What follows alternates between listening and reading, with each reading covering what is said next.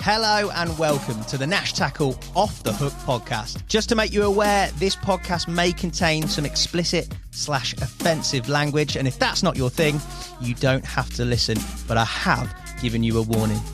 I hope you enjoy the rest of the show. You don't know the half of it, but anyway. I'm skating on the thinnest ice known to man. He said, and they put a poison in the tank that just instantly kills them. He went and we'd run out of it, so we cut their heads off with shovels. Suddenly, bang! The whole boat exploded. Take your sort of 8-inch long piranha and imagine that at 4, 5, maybe 6 feet. I said, I've revived your dead fish. F off, he said. You haven't. That was just humongous. It was... I couldn't believe what I was looking at. I'm just battling this fish out in the pond. I know it's a black man. I'm saying I'll never be a naughty boy again. If you catch fish and you return them to the water, then you are my brother. Samir, welcome to the Nash Off the Hook podcast, mate. How the devil are you? Oh, mate, I'm all the better for seeing your smiling face on my laptop here. It's been a while, hasn't it, geezer? Mate, it's been far too long. And I'm going to say now, this is a first for the podcast. Not only having you on, because I need to get you on subsequently to talk about your incredible journey in your life, but also this is the first one, transcontinental, mate. I'm in sunny Manchester and you're in even sunnier Spain, aren't you? Yes, mate. It's actually the sun is shining today, so I think you've brought it with you because we've just had a month of rain here, which is well needed because Spain definitely needs the rain. Fair play, mate. To be fair, for once, Manchester, it's been sunny for 2 weeks. I've jinxed it now. I'm going to touch some wood. It's been all right, mate. But recently, what you been up to? I saw a mega result for Claire, mate, very recently. Yeah, well, it's been quite a mad spring, to be honest. It's been a really, really difficult one, but you wouldn't know that from looking at my Instagram profile. But we've been lucky enough to catch some really, really special fish. Claire last week, on the last day of a shoot, that was really tough. And that morning we woke up and we actually thought, we haven't got a film. And that's the worst thing, especially after 12 days, all the costs, the time, trying to put together some quality content. And we were really devastated that morning. We was really, really low. And just a chance spotting of a carp showing near a snag and a long tow up the river produced what is now Claire's PB of just over 60 pounds. It's absolutely incredible, Mira. I don't know if you've seen the pictures of it yet. Epic we posted pictures, them today. Mate. Yeah. But yeah, an absolute colossal monster. She was over the moon. But she done well to play it in, mate, even when it got stuck in the rushes. And to hold a carp like that, for a small lady like that, she's got some guns on her, bless her. Mate, she's an absolute animal, mate, in the most positive sense of the word, mate. She's a force, mate. This podcast, we're going to talk all things public lakes. Now, one person that is synonymous, I think, with them, especially within Nash, mate, is you. You fished a lot of them, mate. You've had a lot of success, and it is your bag, mate, really. So we're going to pretty much talk through, and I'm going to punish you on all things public lakes. And we're going to hopefully give people a little bit of an insight into exactly what that is, because it is becoming, I don't know if it's just because of the media on it or more anglers from the UK going over to fish these public lakes, it is becoming a more sort of popular, sort of burgeoning scene, isn't it? Absolutely. I think a lot of it is people finally catching up to where I was about 8 years ago.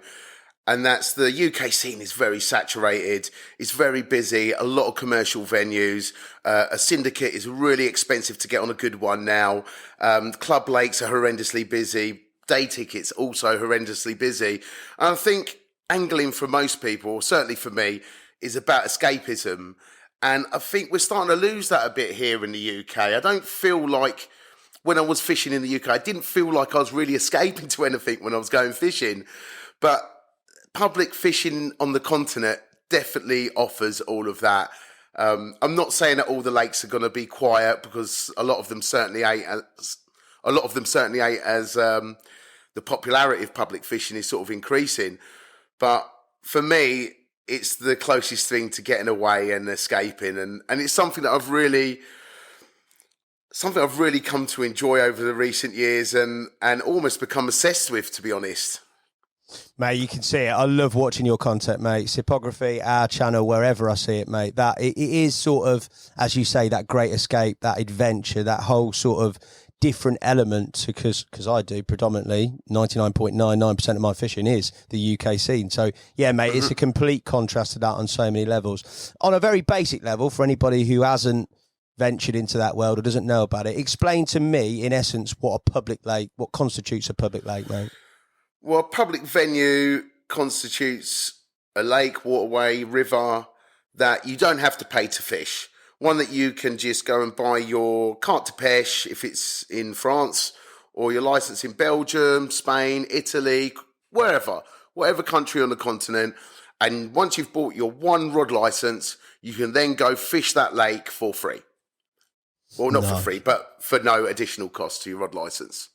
And that legality, that sort of differs between whichever country you go in, mate. For people, sure. And yeah, go on. Sorry, mate. You expand. Yeah, for sure. The legality differs for countries and also regions.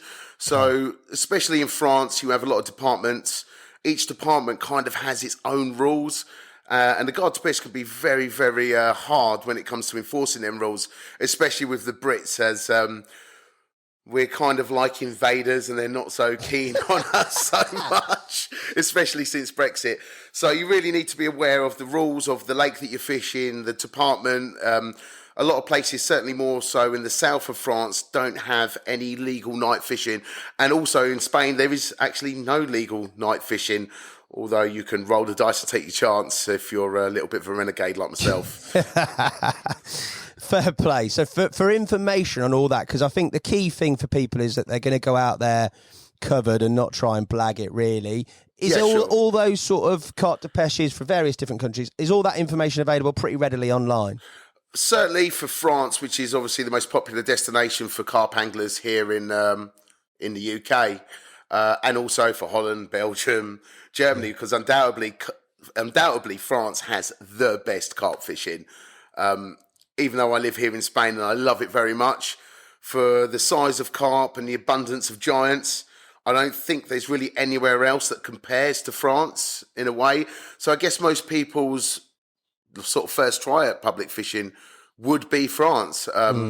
So you can go onto the Carte de Pêche FR website where you can buy a holiday ticket for a week or 14 days or a month. For a department in an area, if you know you're only going to fish in one particular area, or you can buy something that's called a interfederal carte de pêche, which allows you to fish all departments except for about 4 or 5 that aren't in the interfederal sort of group. But that, for me, is the best value ticket. I think with a boat license attached to it, a 4-rod license for the whole of France, it's like 98 or 99 euros, which represents great value for money, really, considering the amount of waters that are available to you on that ticket. Well, you take that and you look at, I don't know, what an average sort of pay lake is in France. You're talking an awful lot less than that, and you've probably got 65 times the amount of water at least, haven't you, there? 1,000, 2,000 times more water. The great thing about France is that big carp pretty much reside in every waterway, whether it's a canal, a gravel pit, a river, a barrage. I've yet to really come across a lake in France that hasn't got a 40-pounder in. But the stark contrast between that and a pay lake is that private lakes are absolutely managed. The stock are managed. They remove all the small carp. Generally, on public waters, you have a real mixed bag of species and a real varying size of carp, which can present its own obstacles and challenges, trying to get through those smaller carp or be able to fish in a way that sort of eliminates them smaller carp without reducing your chance of catching a bigger fish altogether, if you know what I mean. Yeah, mate, there's a lot of different challenges, I'd imagine, when you go to those type of waters. For you, talk to me about the first sort of public water experience that you had. And obviously you've talked about the fact that you did, and I know you did some around the sort of UK scene and that whole sort of, I don't know, almost claustrophobic feel was what led you there. But what's the first experience like, mate? Well, actually, my very first experience with a public venue in France was we went and booked a pay lake for a trip to France, just a holiday for me and Claire. And it was an absolute shithole, I'm not going to lie. We had Wi-Fi and 240 in the swim, but the lake was horrendously crowded. There was no option to move. The fish were all stacked up in one corner. And it just felt like I was imitating angling back home, like I used to fish a lot of club waters. You know, Larkfield was somewhere that was really dear to my heart, the Larkfield complex up at Snodland, and also the Mid-Kent fishery when that existed. And, you know, it felt kind of like that, like rolling up on a Friday and slotting in somewhere where you could just get in rather than hunting carp down. And it didn't really feel like an escapism or holiday. And I think after the fourth day, me and Claire just ended up buggering off and searching for another gravel pit that was public close by. And we just ended up fishing a lake close by. We didn't catch much, but that was my first experience of public fishing, but my first real big trip, and I think I spoke about this previously on the Nash Tackle podcast with Alfie some 4, maybe even 5 years ago, was a trip to Lac du Dour, a place that in holds... at the deep end, boy. Absolutely, mate. That's you know me now. After a few years, I always like throwing myself in at the deep end. So yeah, my first proper public experience was at probably one of the most difficult and biggest lakes to fish for carp in Europe. And I spent months and months and months planning this trip, reading up loads on the internet, you know, doing all my research, finding out what areas the carp like to frequent in the spring or the autumn, you know, making sure I was in the right area for that time of year. You know, I've got all my gear tackled up solid, and I'll never forget that first experience of rolling up on that venue. And, you know, in my head, I was super confident on the drive down, super excited. You know, I'm going to smash it. I know I am. I know I've got the ability to do it. I've planned well. And I remember just getting out my van and looking at the lake, and I couldn't see the other side and feeling instantly massively out of my depth, which is actually a feeling that I really enjoy in my carp fishing in a sort of sadistic way. That Right. sort of feeling out your depth, for me, is one of the bits that really light a fire inside. That's how I've got to describe it. You know, feeling out my depth is, I feel like I'm challenging and pushing myself as an angler. And for me, that's really important. I don't want to feel comfortable. I want to feel like I'm pushing the boundaries. I want to feel like when I was 10 years old and I was trying to catch my first fish and I caught my first carp. That's a really, really important part of my angling. It's got to feel fresh, exciting and challenging every time. And Lac du Dour was exactly that. A difficult venue that I was way out my depth, but I did manage to catch. No way, did you?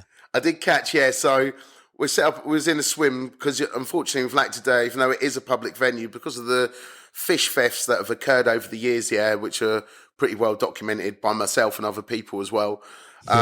There is actually a fee you have to have an official night swim.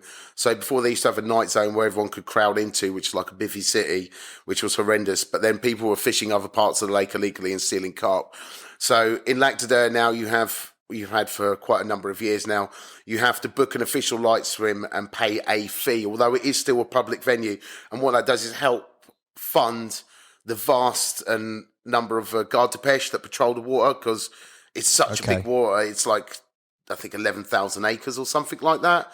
So it takes a lot of men to police that water. And obviously that comes at a cost, which is paid for by the night swim. So we dropped into the first night swim that I booked. And I was instantly out my depth. There was literally an underwater forest. I think there was something like 2,000 trees between me and the other bank. And they were probably every metre to 2 metres apart, which made fishing, reeling in was impossible, as we found out quite quickly.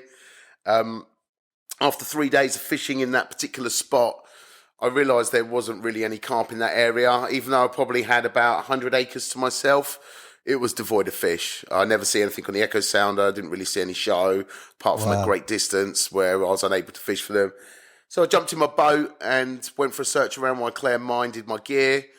And after about 2.5 hours and a couple of expended batteries, I found a group of fish that were feeding on an old road. So there was an old road that came up. It was almost, initially I thought it was a plateau, but after having a good look with the echo sounder, I could see that there were trees lining this raised area, and it was the width of a 2-car lane or gravel track.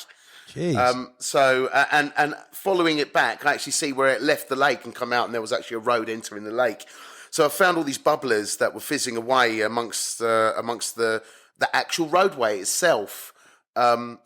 funnily enough, a couple of years later, I returned to Lactadere in the winter and examined that spot when the lake's really low. Every year they lower the level of the lake to about 10% of its volume. And on that roadway were loads of mussel and bloodworm beds, and the carp had been digging them out. So that's what I'd found with the echo sound and spotted with the bubblers. So we packed up and moved around to this spot. We towed our lines out. I put 3 rods on the road, and then we put some short of the road because of the tree stumps. I was a bit worried about the rods that were actually fishing in the tree stumps. I knew that if I had a run, that I wouldn't be able to tighten up. I'd have to just let the fish go, jump in the boat, head out, pick up the slack. Because if I made tension on the line, there's a good chance that the line's going to go under a tree root. I probably could send you a couple of pictures actually of what these tree stumps look like. They're horrendous. They're like this. They're like hands standing on the roots where the water's washed away all the roots underneath. Brutal. They're absolutely brutal. And you'll be really surprised actually how much of a small twig can snag your rod. Like you think, like when you're snagged up, you think, it's going to be like a huge branch that snagged your line, when actually it could be something as small as like a pencil in diameter, and that can make your line feel locked up. So anyway, I've digressed a little bit now. So we placed all our rods for the evening, and at midnight the first run came, and I went out to the fish, tightened up down onto it, and unfortunately for me, the line was cut off on zebra mussels that were growing on the roots. No. As soon as I made tension, yeah. At the time, I was fishing with lead core, which I thought in my head was the stuff to use. For me back in the UK, lead core was like the one. But solid. Nothing's cutting through that, is it? No, you'll be surprised how easily zebra mussels just shear straight through lead core. It's absolutely no use at all on the continent. I was quite disappointed. We'd struggled for all them days, not had any bites, not seen much. And then when I finally did get a bite, I lost a carp. The next morning, I'd done some big thinking. I thought I need to go to find a tackle shop, which surprisingly, next to Lactadere, there isn't one. So I had to make quite a big drive, and I went to a shop that didn't really have a great amount of carp tackle in it, surprisingly. But what I did manage to find was crab line. So, which was basically like rope. It was basically like old rope. Pier, yeah. Yeah, crab line, yeah. So I stuck, I think, about 10 metres of crab line on each rod. And the next night we had a run, and it was a horrendous catfish, I think roughly around about 160, 170 pounds. Absolutely disgusting slug. But it was good. We landed a fish. So we were super buzzing about that. And I think it was the final night of our trip, actually. I actually finally managed to land a 40-pound carp from the spot. So Lactadere is an incredibly difficult lake. A lot of people go there with hopes and dreams, much like myself, and leave broken-hearted. Not just on one occasion. Like, I know people who've done 3 or 4 different sessions on that lake and not caught. It's an extremely difficult lake. I've had sessions where I've done 2-week blanks on there. It's a huge piece of water, and surprisingly, I know this may sound strange, depending on what time of year it is, the carp congregate in certain areas in vast numbers. For sure, there might be a group here and a group there, but you'll find there's thousands of acres of water completely devoid of fish, like with no carp in whatsoever, nothing, zero, nada. And I found that such a surprise. I just thought the carp would be reasonably spread out, but no. You have thousands and thousands of acres of water that have no fishing at all. And as time progressed of me fishing Lactadere, it became an obsession. I ended up going like 4, 5, 6 times a year for a week. Just seeing the weather, like weather changing, like, it looks good, and just pack the van and go, and it became a massive obsession for me. And it took me really a long time to work it out, like to work out the lake, and to get to that point where I was catching consistently and catching every time. It's a really big puzzle, Lac de Der, a monstrous puzzle. There's so many things working against you, like the best conditions for catching carp there are huge winds and low pressure. But at the same time, you can't get your rods out because the waves are like a metre tall. I think I probably told the story about me and Claire having to cut a session short and nearly losing all our tackle and possibly even our lives. One of the rare occasions we did actually wear a life jacket because it was so dangerous. But I think I told that story before in my previous podcast. I'm sure people can go back and listen to that one if need be.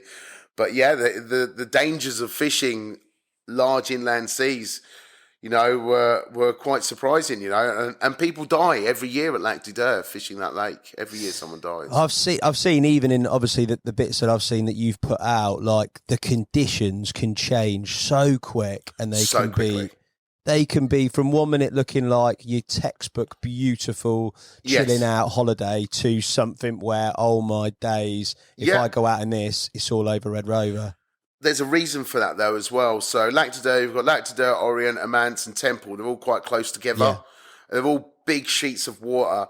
And it's more so in August and September, you get these really freak weather events. Like, there's been tornadoes at Lac de Der. I don't know if you see one of my recent videos on Salagoo. We was hit by a tornado then. But what happens is the water warms up and becomes really warm in the lakes. And then if you have like a big low pressure and a northerly wind come in, the air temperature is really cold. And what you end up with like a microclimate around the lake where you've got the hot air the hot water evaporating from the lake and rising up. And you've got a cold wind coming from the north or northeast. And that's when you end up with these really mad freak weather events, these ridiculous storms of hailstones or ridiculous winds or tornadoes. And it's all based around that large volume of warm water and a cold front moving in. And they can be really scary. Me and Claire was once in a storm that went on, I think it was for 14 hours of relentless lightning, 70, 80 mile an hour winds, peaking gusts at over 90 mile an hour, And luckily for us, we was in a tight end, stood strong. Although I'm not going to lie, Claire was actually laughing at me because I was absolutely crapping myself. Yeah. Because I've seen the damage. Claire's like, yeah, this is exciting. Because she's a bit of a nutcase like that. But where I'm like, Claire, I'm really worried. She's just like, stop being a pussy. You're supposed to be a man. Because Claire's got probably sometimes bigger balls than me. But I'm not sure whether it's through stupidity or actually possessing big balls. But yeah, She was quite excited by that storm, but lightning was striking trees that were no less than 100 yards away from us. People lost roofs on their houses, and this was in August.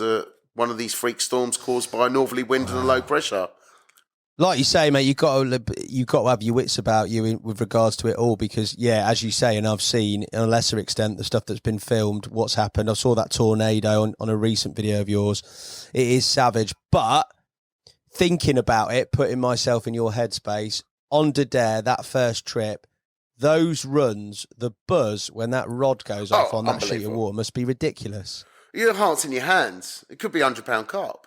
Do you know what I mean? It could be £100 carp. I think now at this moment, Lac de Der, the carp have grown unbelievably. There's 5 fish now, over 40 kilos, which is... Wow.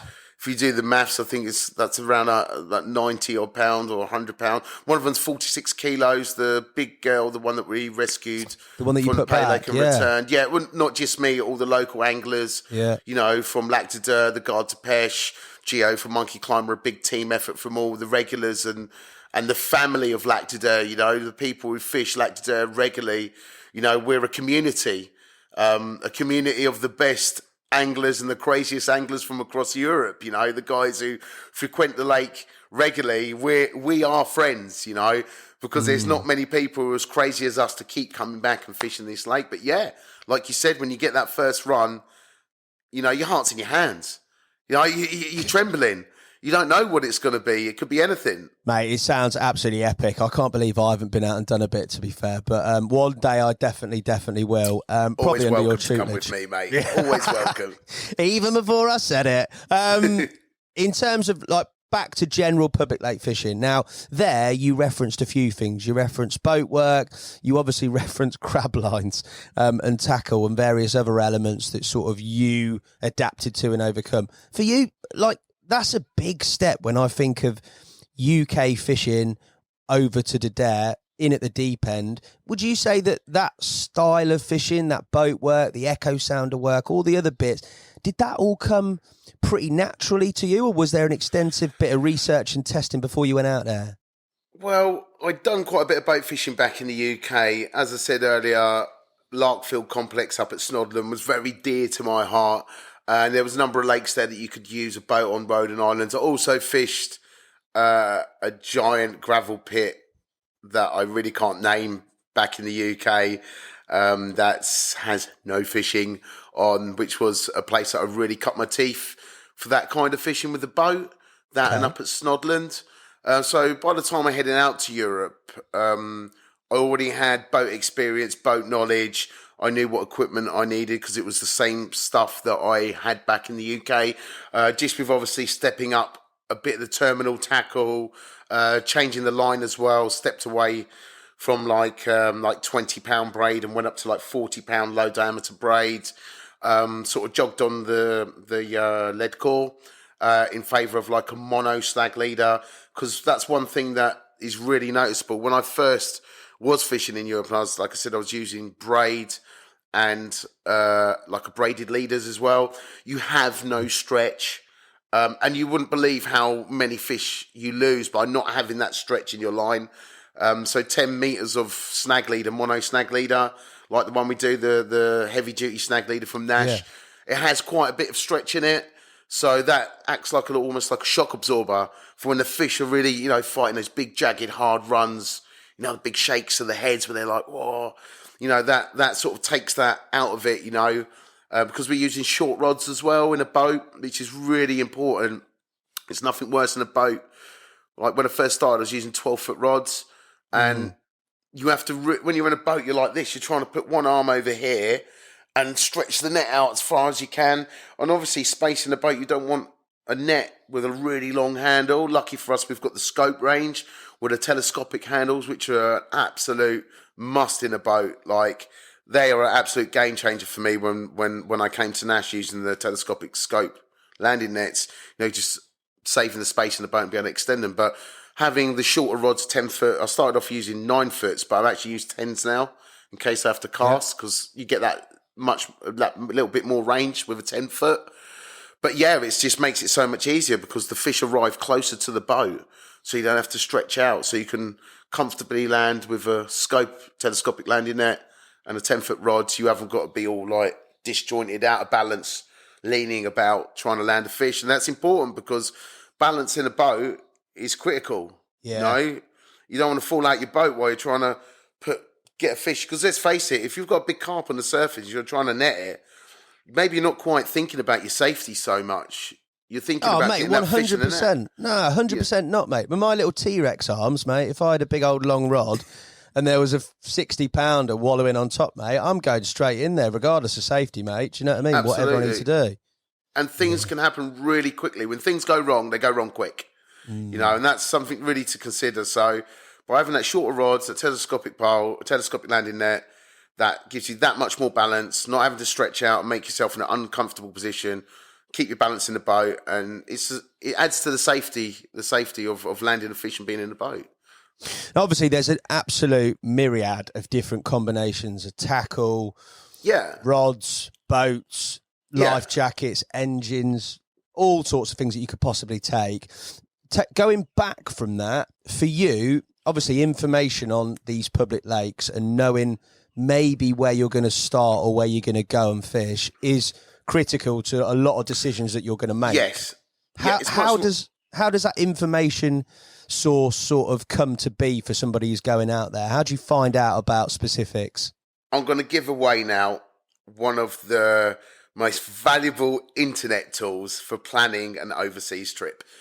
So there is a website in France called GeoCarp. I'm not sponsored by them. I've no association with that brand, but this is a tool that I've used over the years. So basically, if you go on to geocarp.com, I think it is, or it might be .fr, I can't remember. But if you just put geocarp in, it basically lists every single lake, gravel pit, barrage, river in the whole of France. And it also gives a guide of stock, which is actually, the guide of stock is not quite so accurate. So if it says it has 20 kilo carp, it probably has 30 kilo carp. If it says it has 15 kilo carp, it's probably got carp to 25 kilos, which is around 55 pounds. Love it. So basically you can stick 10 kilos on whatever it says the stock is, because the stock is not an accurate part of it. But what it does give you is the location, very important, the rules, what ticket it comes under, if it's covered under the Interfederal ticket, what species reside in the lake, size, depth of the lake as well. So it's a really, really valuable tool for anyone. I get so many messages, Hassan, about, I'm going to France. Can you give me some pins? And I feel really bad. I'm just going to say this now to all the people that follow our account and send us messages. When I don't reply to them, it's nothing personal. And it's not me being an arse or elitist in any way. It's the fact that if I share pins for these lakes that I fish with people, I not want to say big-headed or think horrible, because it sounds a bit strange trying to think how to word this correctly now. Like, obviously, I have a reasonable influence on social media.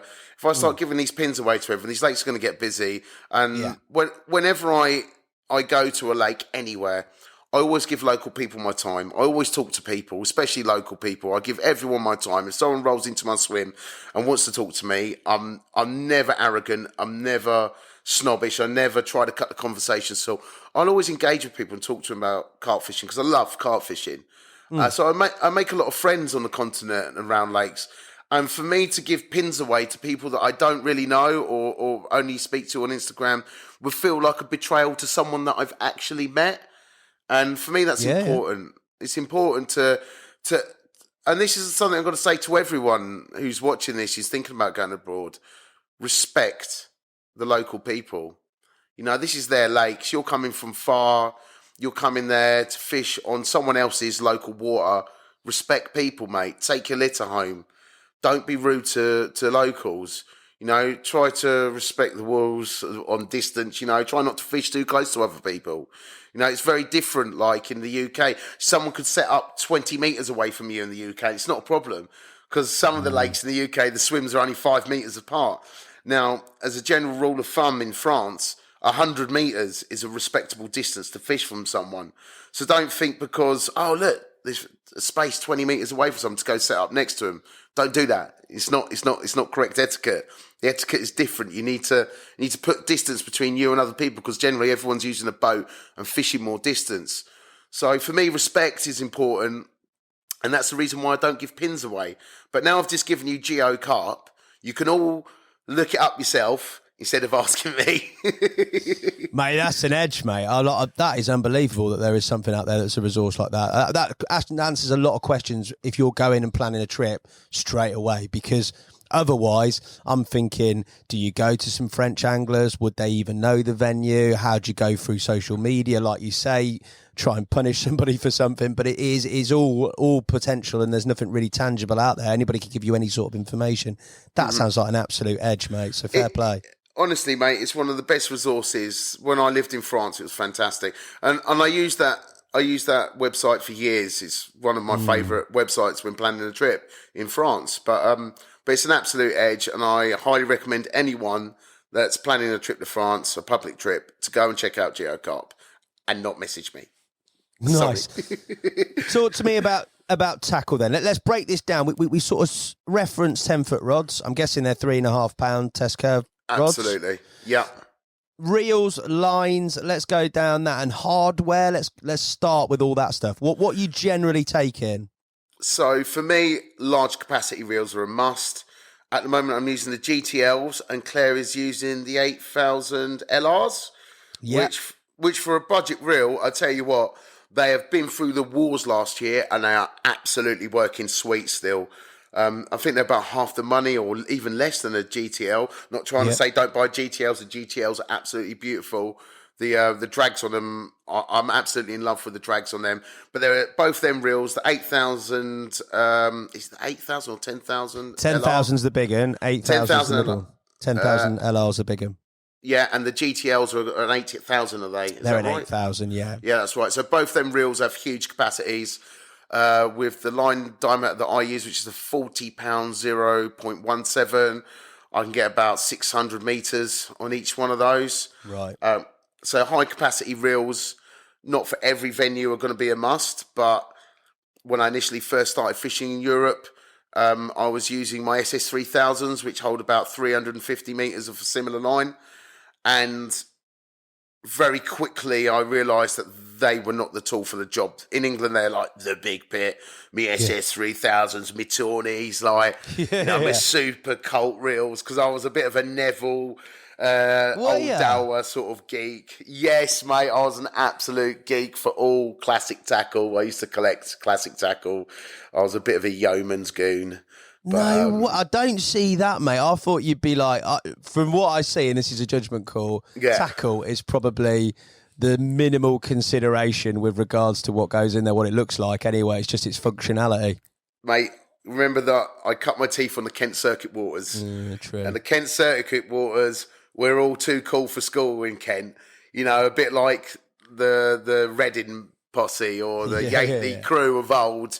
You know, it was all about Nevilles, old Dowers, you know, hand-built century rods, all, you know, customs, you know, like the cool stuff, you know, like the more retro oval brollies, like with storm side, you know, keeping it old school, retro cool. I love it, mate. But quickly you realise in Europe that that's all shit. It's no good for European angling. But yeah, the reels, learning fast at 350 metres, fishing certain venues was nothing more frustrating. Fishing at 320 metres, because you've got at least, say, 30 metres on your reel. If you're seeing the bottom of your spool, that's not good. But you've got to learn quick. You learn quick that when you're fishing at your maximum distance and the fish are showing at 100 metres wall and they're in your water, can be incredibly frustrating. And 100 metres is a long distance difference, but they're in your fishable water, your designated water, is incredibly frustrating. And just by switching up to large capacity reels, it gave me the option to catch fish at great distance. The biggest distance I've ever caught a carp at is 850 metres in a storm. Jesus. Yeah, 850 metres? What are you doing there to get out that far? Nearly a kilometre. What are you doing to get out that far? That is, what you got, like Petrol a sea outboard. reel on? Yeah, actually, so 6,000 tournaments. No way. Yeah, the big old donkey. Yeah, and I stepped down to a 30-pound line, which was, I think, was 0.15. Right. So I thought I could get 920 metres, I think, on them. And yeah, it was my biggest distance carp. I caught a number of carp at that distance, actually. And I was still getting one notice, surprisingly, which was quite astonishing. The first, I really thought it would be like a few beeps or something, but no, absolute screamers as they're connecting with that 10-ounce lead and size 2 hook. That is one of the scariest takes I think you'd ever have. 1,000 metres out, and it's absolutely. You've got to be quick because I've got like 60 metres left on the rod, on the spool. So you've got to be quick. You know, you've got to get in that boat quick. And at the time, I was using a petrol outboard motor and just literally going full pelt with the rod wedged in between my legs, steering with one arm and reeling with the other, like. Absolutely going nuts. You'd be absolutely livid if it was a cricket bat by the time you got to the end of it. Oh, yes, we did catch a few cricket bats at that distance. I think my biggest carp we caught at that distance was 47 or 48 pound. I think Claire had a 40 at that distance as well.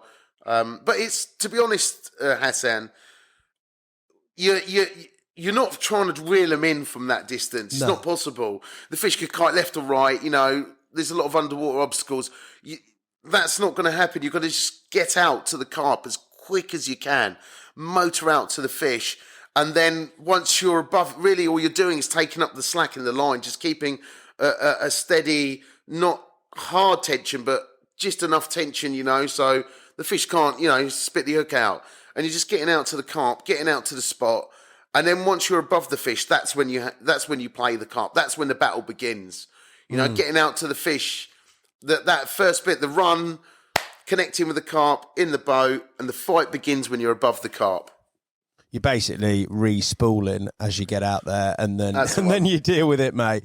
In terms of other hardware, so we talk rods, we talk reels, lines. I'm guessing here you've said sort of braided main lines most of the time with a mono snag leader that you said around 10 meters. Did you? Yeah, depending on the venue. So if I can use 5 meters, I will. Okay. But what I really hate about using a 5 meter leader is when you're playing a carp and that leader knot, because you're joining a really thick material, a 0.7 snag leader, heavy duty snag leader, to a 0.17 material, the braided main line. And what I hate is that knot going through the rings every time. When it goes through the rings, it makes the most horrendous sound. You hear that knot going through the rings, you know. So I like What's the knot? What's the knot you use there to join those two? I use an all-bright knot. Yeah. It's the strongest.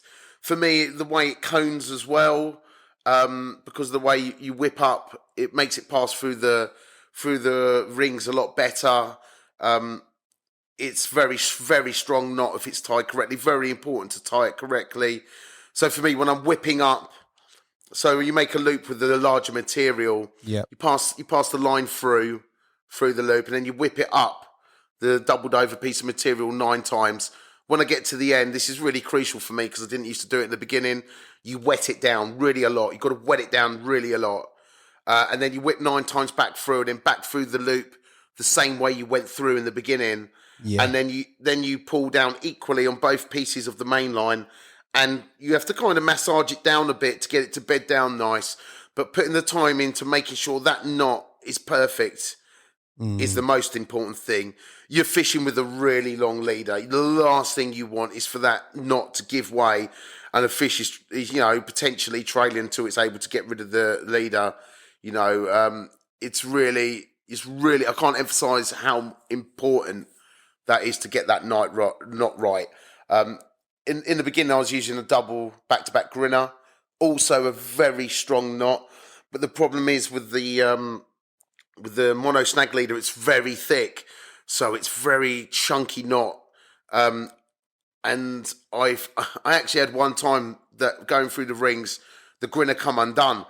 And where the tension was off, the fish didn't swim off initially. I was able to grab the leader in the water and then hand line a carp in, which was days. Yeah. I've got a bit of form for hand lining fishing in hairy situations, but yeah. So that knot, all bright knot, for me is the best. Just make sure you perfect the knot, test the knot. If you're not familiar with tying that knot, just tie it again and again and again and again, and try and pull it to destruction. Like you'll have to wrap a towel around your arm because you will certainly cut your hands trying to break that knot. But make sure you get the knot right. Make sure when you trim it down, I find that using a pair of nail clippers is actually the one for trimming down the snag leader side, because once you've got the knot bedded down, which is on the mainline side, you've got to trim that snag leader side really close. Yeah. And you don't want to nick that main line, because if you nick that main line, it can come undone dead quick. Yeah. So you need to use like a pair of nail clippers and just clip that really tight to the main line knot of the Albright knot. It's quite nice, that Albright, though, because that tag end stays flushed and it stays pretty parallel to the actual sort of rest of that, which is important. That's right, yeah. That's like right, you said, mate. with grinners, I've used grinners before because I use braided mainline here, but casting. And again, if you have a grinner, that tag seems to stick out and brush a bit more. It's a pain sometimes. Absolutely. Moving away from sort of lines, we talked about obviously braid. We talked about the access to sort of a lot of these rules around the venues. Braid is pretty much a given with regards to no stretch and direct contact, etc. For you, the actual alarm arrangement, all that other hardware, what do you take with you? Do you take everything? Do you take a selection? What, of alarms? No, as in alarms, pods, spank sticks, the works, all that sort of stuff. First of all, I hate rod pods. I absolutely hate rod pods. Anyone who knows me knows I hate using rod pods, and I will try my best to avoid using one. Even if I'm fishing on rocks, I will wedge my stick in a gap in the rocks and I'll build up like a little tower of rocks around it to stabilise it. But it's still so carpy, mate. Those Kent days are still there. But sometimes you have no choice but to use a rod pod. And I'm just going to quickly get into the reason why I detest rod pods. And that's because all your rods are really close together. And when you're placing your rods with a boat, yeah, you could use backlegs, but a lot of situations you're not going to want to because of underwater obstacles. The last thing you want is your line on the bottom. So actually coming back to the line, this might be a little point to add in here. I only use floating braid. And people are like, floating braid? Yeah. Floating braid? Like, I only use floating braid for my distance fishing and snag fishing. And the people like I had a chat with Jim about it actually. He was like, no, it needs to be sinking braid. Like me, I like floating braid because I want that line out of the snags. And also, I've been cut off before, and you're never going to believe it. I found the line, mate, floating on the surface. I found the line. Yeah. I found the line. Because of the floating braid, straight up. Yeah, one time, no word of a lie. It's on a cinematography film. I got cut off by a windsurfer. I managed to find the line. Yeah, we had a bit of an argument actually, and nearly ended up in a fight on the bank. Absolute prick the geezer was, and I said respect the locals, but this geezer was being a prick.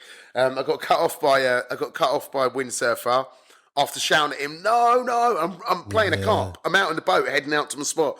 No. He just come straight across me, cut me off. Lucky for me, I managed to spot the line on the surface, grabbed the line, tied a back-to-back grinner, tied it back together, carried on playing it. Then the guys come back the other way and cut me off again. Shut up. Word, mate. Captured on film for all to see with all the colourful language that goes along with it. But this time I managed to find my line again. I'm floating on the surface and I hand-lined the carp and I landed the carp. That is absolutely mental, mate. I was surprised when you said float, but I mean, you're very good in a boat. If I had floating like line, I know it's better in terms of getting bites and being out of stuff, but I reckon I'd just go straight through them with the old motor, mate. Well, that's another thing, Hassan. When you get cut off, if you're lucky, you might be able to pick up, if you can't find your floating line, you might be lucky enough to pick it up in your propeller when you're going to drop your rig again. And there's nothing better than pulling that. You don't want a live rig sat on a spot. No. It kills the spot, mate. It kills the spot. If you get cut off and there's a live rig, first of all, there's the fish safety to begin with. And second of all, that second live rig is killing the spot, mate. Fish, there is an illusion that going out to Europe, it's all wilderness, untrodden paths, unpressured carp. That's further. That can be more further from the truth. Maybe with the exception of the rivers, because the rivers are difficult, so they don't see as much pressure. So on the rivers, yeah, you get a lot of untrodden paths. You can go out and do a bit of pioneering. But on gravel pits, barrages, all of them have been fished in France. Everything is known. There's no unknown quantities left. That's a myth I'd like to dispel immediately. But sorry, what was the point I was making just before that? About picking up your lines on the motor, mate. Yeah, so by having a live rig on your spot and you haven't been able to recover it, they're pressured fish as well. There's a lot of pressure on these European waters. By removing that rig, you're increasing your chances again, obviously the carp safety factor as well. I think I'd be employed as like snag removal, mate, with my boat skills. I'd be picking up everyone's. From that point, so we talked about hardware as much as possible, no rod pods, because you've got the option of splaying out and sort of, moving your rods separately. You've talked about bank sticks. Alarm-wise, I know that obviously if you're going out in a boat, our R4s, which I know you use, have got that nightlight feature, which must be pretty key in terms of safety and everything else. Yeah, do you know what? It's an absolute game changer for that. So I used to hang a head torch over my alarm when I go out in the boat, but sometimes if I was in a bit of a panic or if the fight was really like intense, like stripping lots of line, I'm not really the calmest of person when I've got a super aggressive carp on the end. If I've got one that's absolutely shredding and it feels weighty, I'm not particularly that good in keeping my cool. I will just jump in the boat and head straight out. And then you obviously have the predicament of being able to navigate back between your lines without propping or even finding your way back. So with the R4s now, we have the home light on the back. Which is a great advantage. I always keep my receiver in my pocket anyway when I sleep. So I'm able to turn that on when I'm out in the boat and then head back nicely. Another really, really super valuable tip as we're probably going to move on to echo sounders shortly, is GPSing each rod on the bank. So I will GPS all my spots so that I'm accurate. I do use a marker as well if I think it's necessary. If it's a windy, the conditions are windy. The problem with using GPS alone, you can look down, I'm on the spot with the GPS. By the time you've picked your rod up and looked down, suddenly you're 8 meters off the spot again. So by having that visual marker in the water, especially in windy and extreme conditions, you're able to head out using the GPS, arrive at a small marker, and then you've got that visual waypoint there for you to be able to work around rather than having to re-navigate off the GPS. But the R4 alarms for me are great. The sensitivity settings are really good. I generally have mine on the third one before we go into like the boat fishing modes. Yeah. But the boat fishing modes, what a game changer! I wish I had a set of samples, pre-production samples for testing, and I went and done the boat trip with Mark Hoffman. But at the time, there was no instructions for them. And the beeping of the boat rocking done my head in something chronic. And then later I found out that there was a boat mode, where I think it's 15 and 30 centimetres, the line. Yeah, long old pull, yeah. Yeah, so basically the way someone might correct me if I'm wrong or cut this out if it's wrong. We have one mode where the line has to move 15 centimetres first before the alarm turns on. And then the alarm turns on, it functions as a normal alarm, It's not 15 centimetres before you get another beep, but it's 15 centimetres to activate an alarm. Now, that in a boat is an absolute game changer, especially if you want a good night's sleep and not get a heart attack every 5 minutes. So if you do fishing where you have your rods mounted on your boat, I cannot think of another alarm on the market that has this feature that's going to suit boat fishing anymore. And there's solid, reliable alarms. They've got a great range on the receiver. I know in England, if you're off your rods, like you're 10, 15 metres away from your rods, you can get banned in some places, I can certainly tell you having a beer with your mate in the swim next door on the continent, if you're not fishing a snaggy venue, if you're fishing responsibly and you're on one of these sort of lakes that have just silty, no snags, beautiful bottom, having a beer with your mate in a swim next door or a barbecue certainly isn't a problem. Yeah, of course. Especially if you've got Nash R4 alarms with the great range that they've got. Yeah, exactly. Added feature there, mate. Go for a beer. If it's safe, you'll be all right. Moving on to probably like safety, I know is a big element, but one aspect that is always sort of debated, I know that there's various bits that are put on videos about it, preamble and sort of... Are we going there? We're going there, mate. Ain't we? We're going life jackets, waders. We're going boats. Here we go. We're going into the dark world of all that. We've got to, because let's face it, there's a lot of difference of opinion. There's a lot of people who do it extensively. There's a lot of people that have opinions on other people with regards to going in boats with waders and no life jacket, waders and a life jacket. We're going to upset people here, Hassan. We're going to upset people I think we got to talk about it, mate, haven't we? Cue the comments on fire, right? Well, you're all pretty well aware of my opinion on life jackets. I'm a strong swimmer. I swim in the lakes. I swim out sometimes if I need to unsnag a carp. I was a strong swimmer from an early age. I swam 10 miles for charity at 13 years old. Jeez. I'm a swimmer, mate. I'm a swimmer. I can swim, even though I'm a bit of a chunky lad. I'm a swimmer. So for me, I don't have a fear of the water. I know I get hammered a lot in the comments about life jackets. Some people are kind, and I can see that there's concern for our safety behind it. They'll comment on the film, say, "Oh, lovely film. I just wish you'd wear a life jacket." Stuff like that. And then there's the spiteful, mean people who are really quite horrible in their comments. You're putting lives at risk. And I'm going to tell you this, I'm a true believer in free speech, and I'm a true believer in freedom and choice in your life in general, not just in fishing. You have to make a risk assessment. You have to make a risk assessment based on your abilities, based on the situation that you're in, the weather conditions.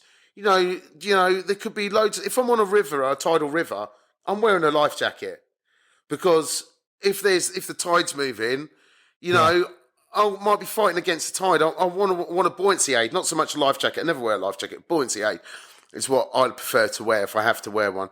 If it's really windy, you know, and the conditions are rough, guess what? I'll wear a buoyancy aid or a life jacket. And this is the biggest one for me. And people may notice if the water's cold, I wear a life jacket. Because that initial shock of falling in cold water is really dangerous, you know. But guess what? I live here in Spain. The water temperature's like between 20 and 28 degrees, depending on time of year. Like I can swim in the waters in Spain and the waters in south of France, you know, in October. No problem at all. The water's still 20 degrees. And I'm telling you now, you walk around in 20 degrees, you're all right, aren't you? You know, I'm sure I can swim. I'm a strong swimmer. I can swim in 20-degree water. I can swim in 18-degree water. I can swim in 15-degree water. Not everyone can. Some people might fall in and have a shock. I'm asthmatic as well. You know, so that's the main reason why I always wear a life jacket in cold water for that reason. But really, for me, like, we don't live it's not a nanny state. You know, everyone's free to make their own choices.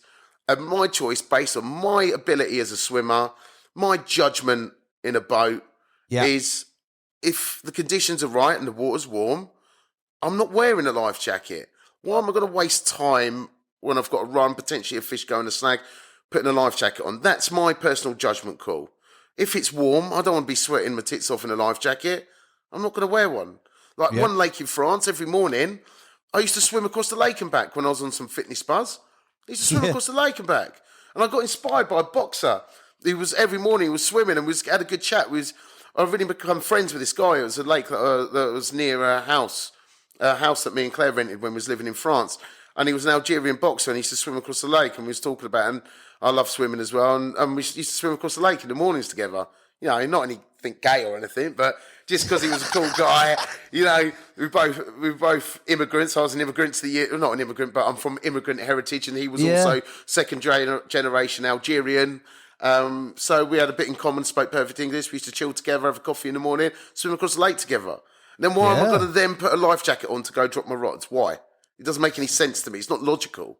No, but I think you very much know, and sort of, it's not just a reactionary call, mate. You know your ability with regards to water. Absolutely. As you said risk assessment. For the general sort of man who goes out once or twice, or lady that is, who goes out once or twice a year and doesn't really or has ever been in that sort of situation having to swim, then you always got to err on the side of caution, ain't you? If you're not a strong swimmer, please wear a life jacket.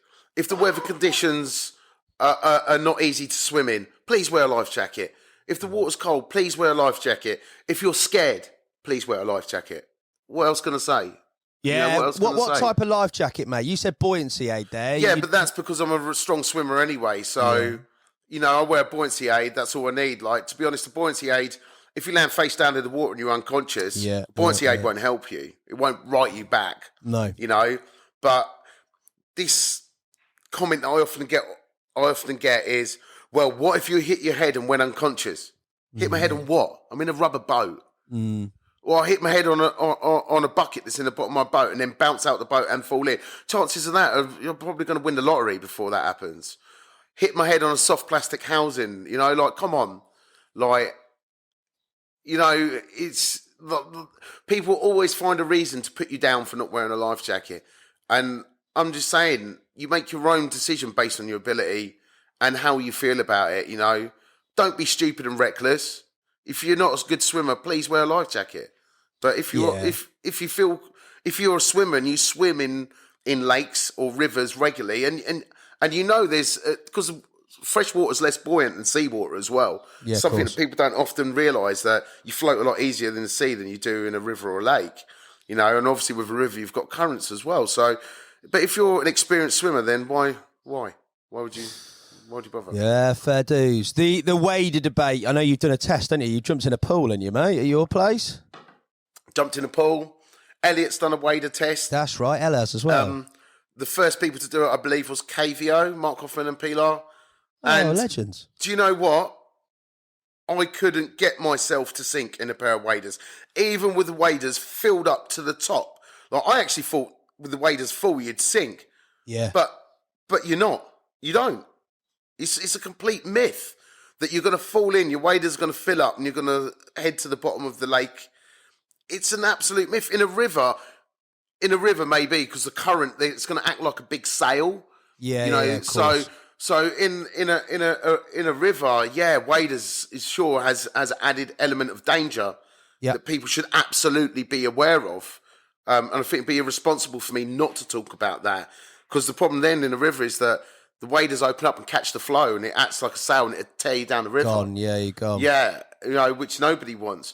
But in a lake, in my pool, I could not get myself to sink. And you've got to think about this. So my son, who's a genius, much more clever than mine, much more clever than me. He's on tech for this, mate. Big love to Mal. Yes, Top big tech ups to Mal, audio and cameraman as we speak. Make sure everything's working so this podcast actually makes it on screens. Pointed out that the rubber is less dense than water. So then we're going into this, like rubber is less dense than water. Also, in the bottom of the soles, there's, you know how the soles aren't solid rubber. No. They're all made of air pockets. So all this helps you float. And people say, don't be so ridiculous. Waders don't. It's true. I've jumped in my pool. I couldn't. It was like something trying to lift me up when I'm trying to dive down and swim. And then I've done it in a big jacket as well. So I've done it in my full winter gear in the winter, which was horrendously cold. And initially it did take my breath away. But I was also surprised, wearing a big winter jacket, a jumper and 2 T-shirts, how long the waders took to fill up, because I always have my drawstring pulled tight. Okay. Like, you literally had to open the waders for them to fill up. Right. And with that drawstring pulled tight, it was like a giant airbag. They just sort of, where my legs were pushing down, all the air come to the top of the waders. It was like 2 big sausage balloons over my legs. Yeah. Like, and I know I'm going to get slated for this. And I'm going to just say the absolute truth, because it's the truth from my own personal experience. Now, with a pair of waders, with the drawstring tied up, and a life jacket or a buoyancy aid over the top, you couldn't be more safer. You couldn't be more safer. And probably when this is over, I might even demonstrate it so you can overlay this, because it's a really controversial thing. And it's actually unbelievable for some people to accept the amount of hate.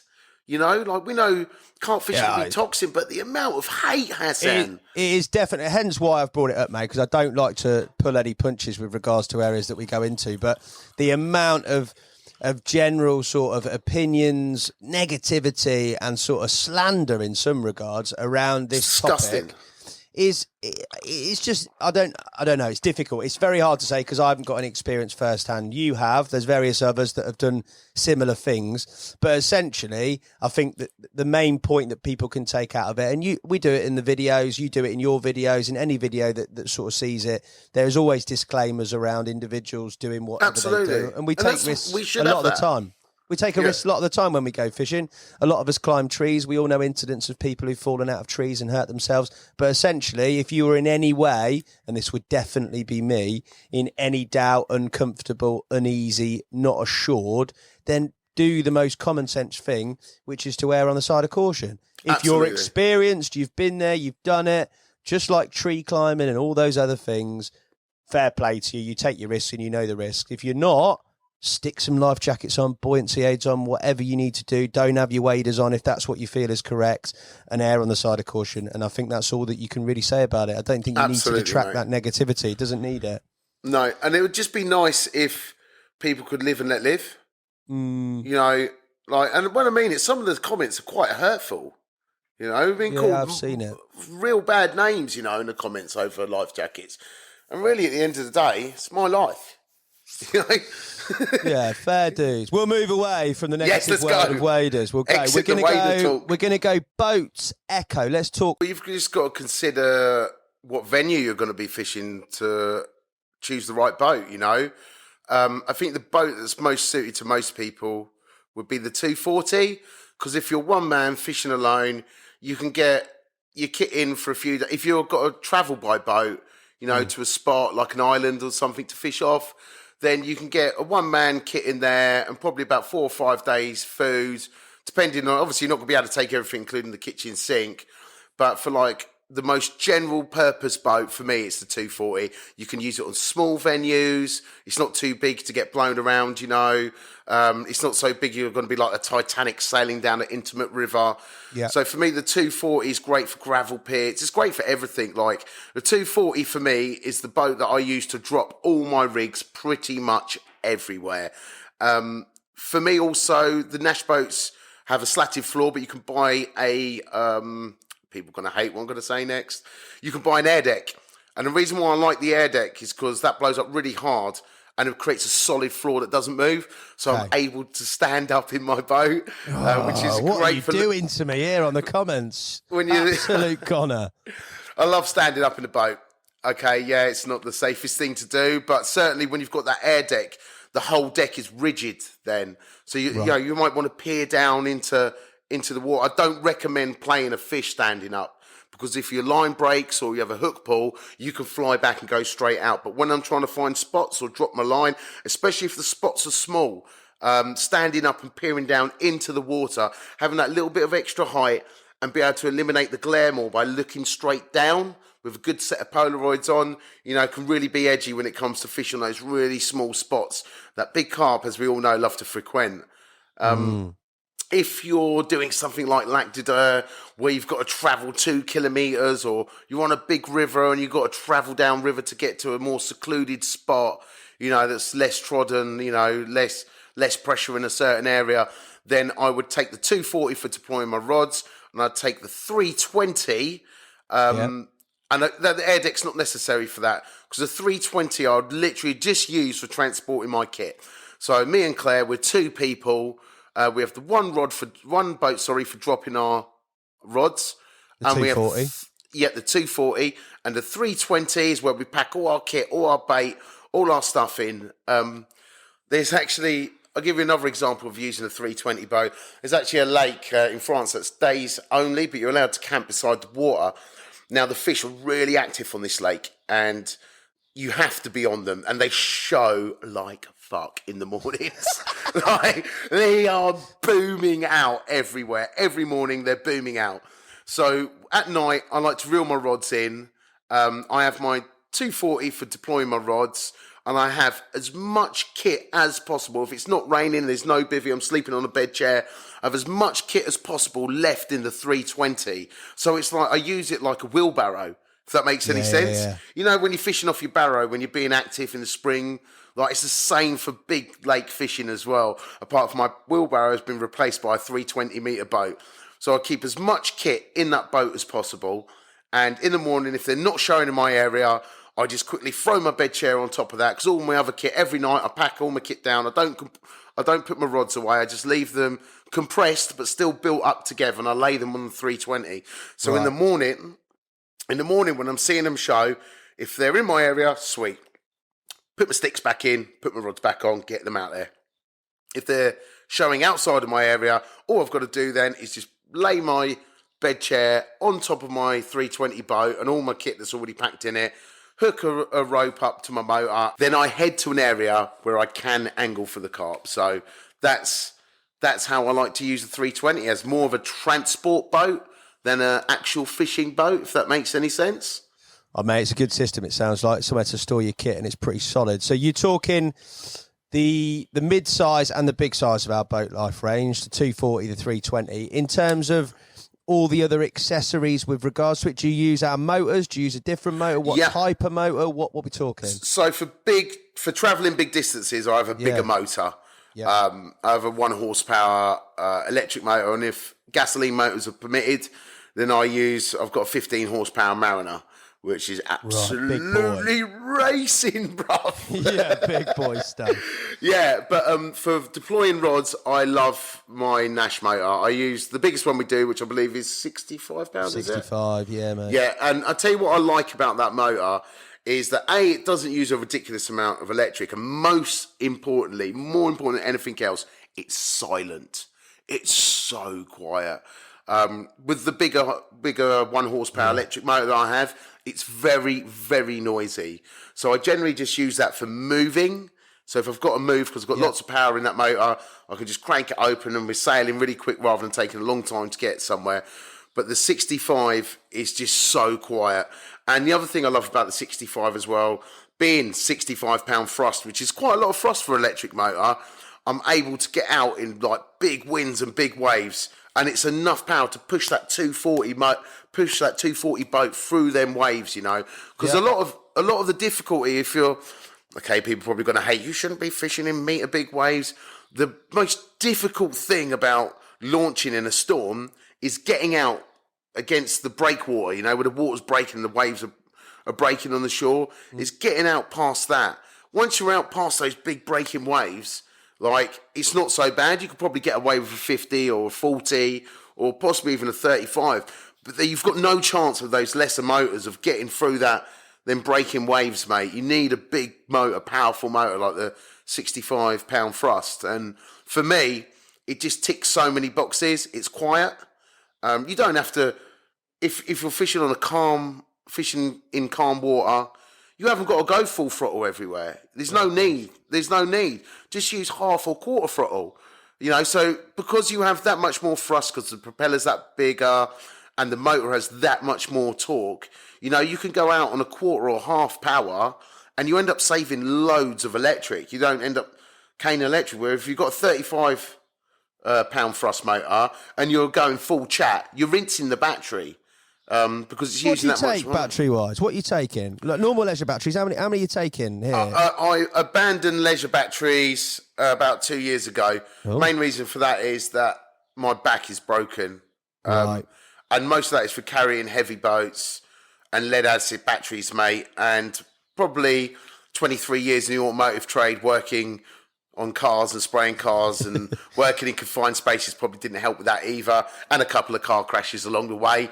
Because I had a few of those in my life as well, some pretty spectacular ones as well, near-death experiences, which have all contributed to me having a pretty bad back. So it came to the point where I just couldn't lift the batteries anymore. Well, more so, I was struggling to lift 60-pounders. I hate holding carp on my knees. Absolutely hate it. I hate it when you're resting your carp on your knees. It looks so ugly and horrible. I love to hold a carp with my elbows locked in, so you're getting a fair representation of proportion of the carp, you know, and I think it just looks clean and beautiful. But I was unable to do that anymore through bad back, so I switched over to lithium lipo. Is it lipo 4? I don't know. Jamal probably knows. And I got these big batteries from a company called Voltium. They say they're a double battery, so coming onto the sonars, if you're connecting your sonar and your motor to the same battery, you get feedback through the motor.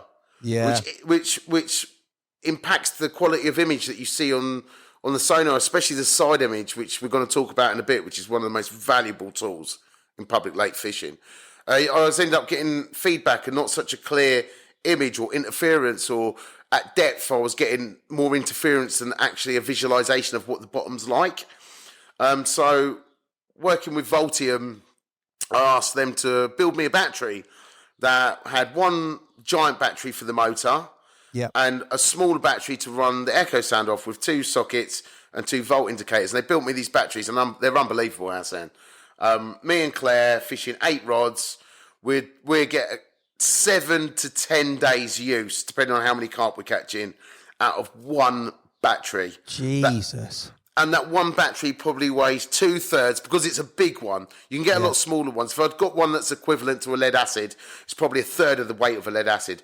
But because this is a giant lithium battery, it's about 2/3 the weight of a regular lead acid. But instead, I'd go through a lead acid battery, one every day and a half, depending on how many. One a day. And it's a nightmare to charge them as well.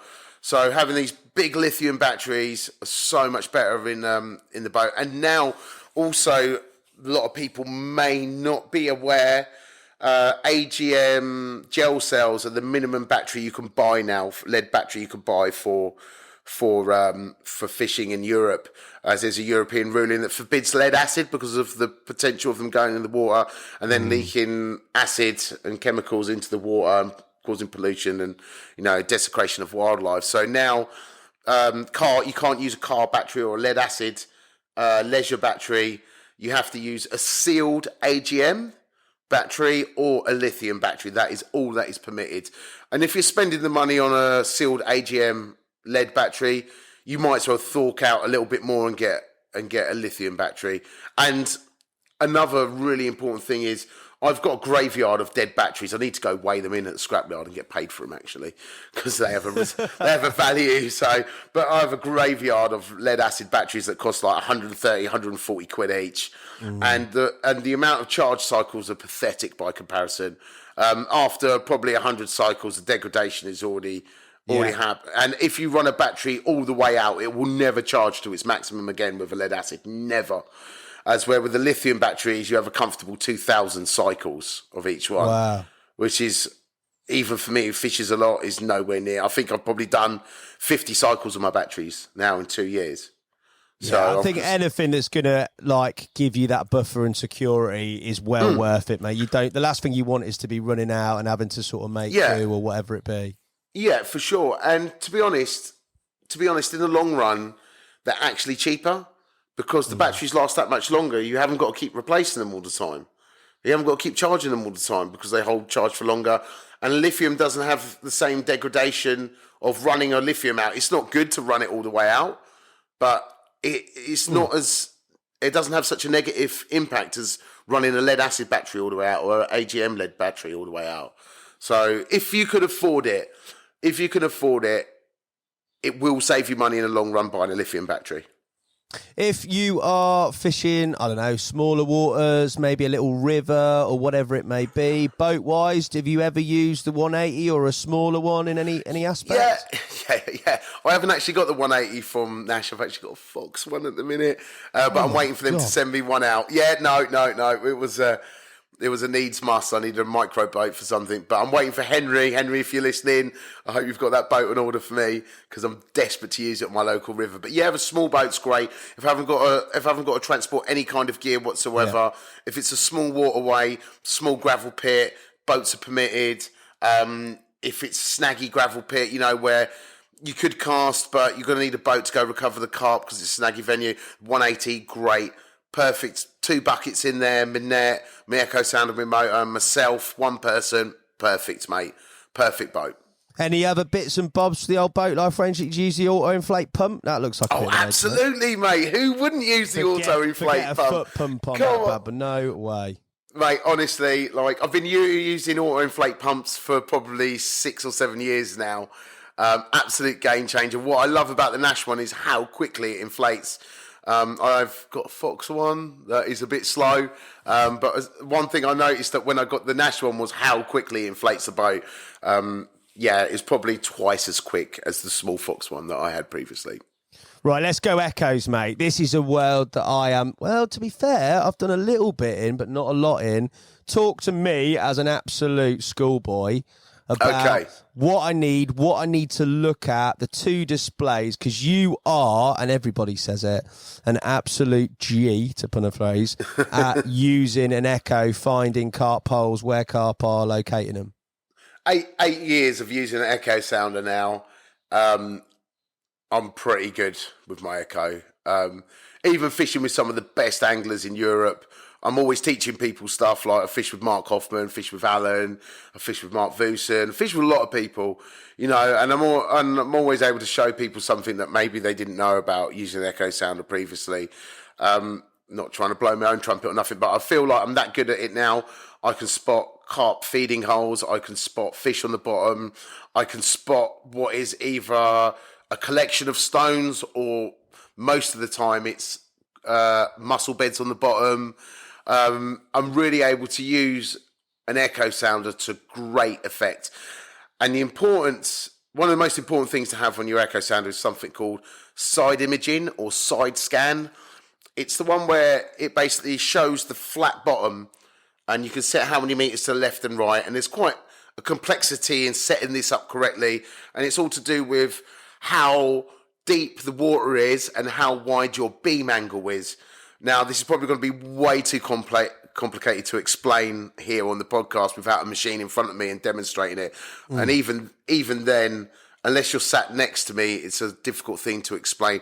But side imaging technology for me was the big game changer in echo sounders, and it kind of hit the bigger brands within echo sounders, I'd say in around 2015, 16. Okay, so quite recent then. Yeah, so I picked up, it's a technology that's existed for a long time, but more so in people who do like scanning or deep sea stuff, you know, like proper sonar. But it's, as with all technology, with the passage of time, the cost of development is offset by a cost of production, and these things come affordable and available to the general public, if you know what I mean. So yeah, now we're actually at a point where we have something called live scope, where you can actually watch fish swimming with a sonar live scope. I've actually just got myself the new Lowrance HDS Live, which has the live scope on, which is an absolute tool. Some people tell me it's not as great as you think it's going to be, but still I'm really excited to get out and use that project. And the fact that the side imaging now is actually on another level, it's almost looking like a black and white photo of the bottom, which is I can't recommend enough. If you're buying a sonar, echo sounder, fish finder, whatever you want to call it, do not buy one without side imaging. And yeah, you can spend $2-3 on an echo sounder, with the best one with a glass screen, you know, with like a 12-inch monitor, which I actually don't like because it uses too much battery. People always go to me, Samir, you have the choice of using a 9-inch, 10-inch, 12-inch, whatever size screen you want. Why do you use a 7-inch? It's because I can read that perfectly fine, and it uses less battery than the bigger monitors. And when you're on a big trip, out in Europe, battery consumption is really something that's quite important. You know, me and Claire would book ourselves into an Airbnb for 24 hours to basically recharge our entire life. You know, and sometimes we book an Airbnb close to the lake. We don't even stay in it. We just Claire will take all our kit there and put everything on charge, and then she might cook us a pack of dinner and bring it back to the lake. So yeah, having a smaller screen like a 7-inch for me is great. I like to use a split screen, which is really important for me. So I like to use traditional sonar, because traditional sonar with your bananas for your fish, I like to look at that and the side imaging. So I have my screen split. The bottom I'll have my side imaging, and the top I'll have my sonar, which is a straight down view. So if your beam angle, I can't remember what the degree of the angle is for mine, but it's basically a straight down view of the beam angle. So it's everything that's directly below you. But what the sonar is able to tell you is how hard the bottom is and what's below the surface. So you might have a soft bottom, but then you might have like 3 or 4 inches of soft, or 5-6 centimeters if you're European, whatever. And then underneath it might be hard. Well, you're not going to be able to see that on the side imaging. All you're going to be able to tell on the side imaging is if it's a hard bottom that's reflecting the side image, like the waves that are the sonar waves that are going for the side imaging. You know, if it's soft, it'll be dark. If it's hard, it'd be light coloured, like whitish. So you only have that available to you on the side imaging. But on the sonar, the straight down sonar, you have the possibility to see what's below that. So you might see something that's soft and silty, but then you can see it's hard underneath. And then you might come across patches where suddenly there's just one little hard spot. And then you can cross-reference that against the side imaging and look for a depression. And then you know that there's these carp feeding spots. I can't tell you how many fish I've caught finding carp holes. And sometimes it just looks like a rash on the side imaging. It just looks like a rash, like loads of holes. And there where the carp are poking their head in.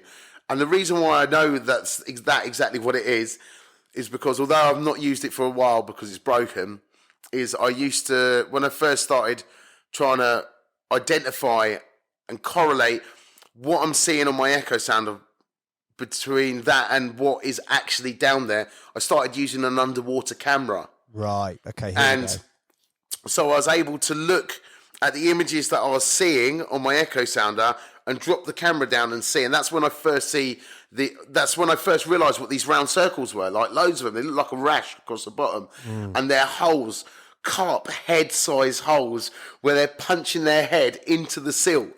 And them spots, I know everyone, I think in carp fishing we get hung up a lot on looking for a hard spot, finding that. It's bullshit, Hassan. Yeah. It's bullshit, mate. Unless the water's got a high population of crayfish, them rocky, gravelly spots are shit, mate. Yeah, mate. The sill every time. Mate, if I can find pockets, the pockets that I've just described to you, or I can find these what look like pebbles on the bottom, which probably 70% of the time aren't like in silt. Like you find these like you know it's silt because the echo sound is telling you it's a soft bottom, and you see like what looks like stones on the bottom. Well, stones get covered over with silt because they're inanimate objects. They're stones. They're not alive. Yeah. But mussels aren't. Mussels are alive, so they will come to the surface. So finding these little stones look like stones, and obviously I found this out by popping the camera down before. Finding those mussel beds, they are absolute gold, mate. They are where big carp love to feed.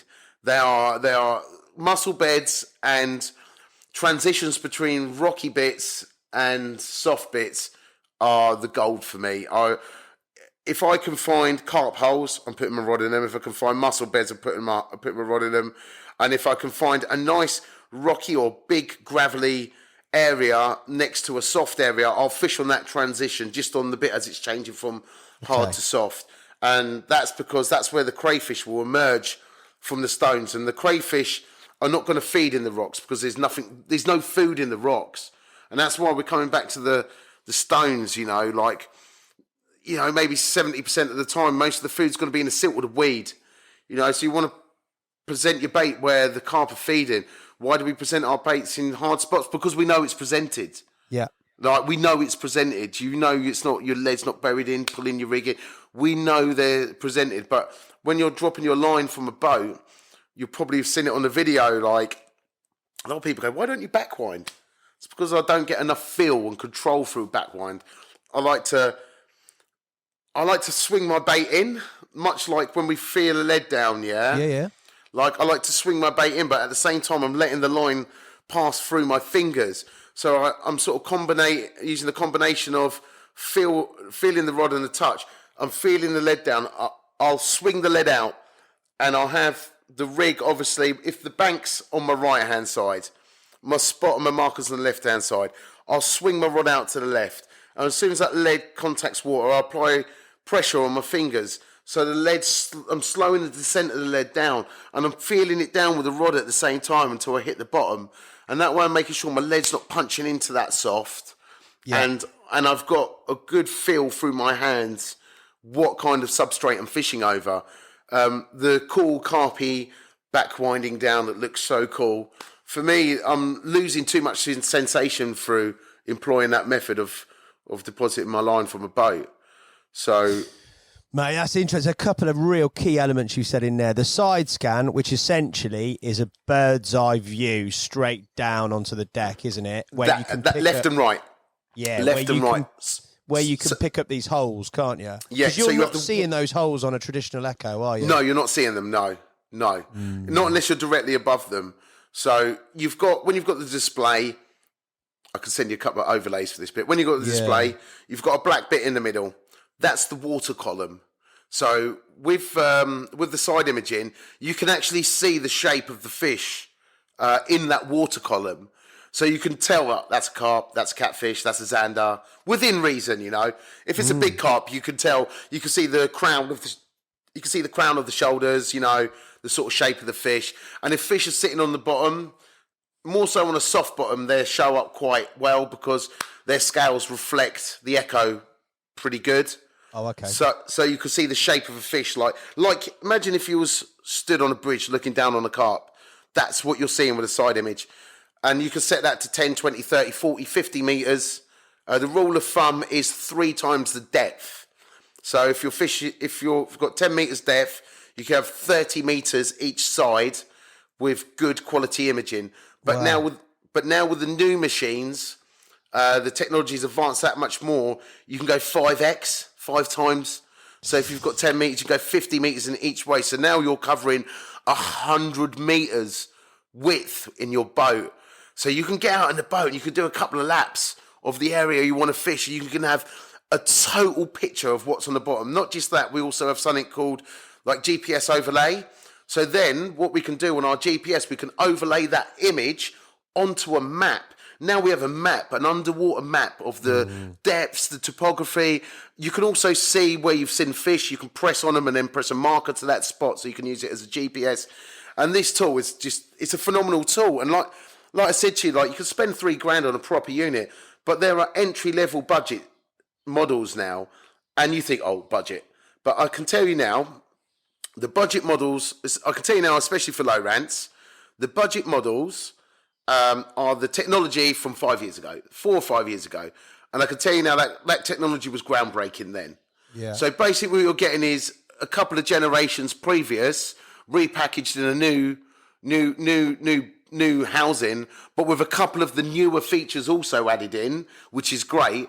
But the sonar technology is like a few generations old, but with a few of the new technological quirks worked into it as well, which makes, you could buy a good echo sounder now for £600.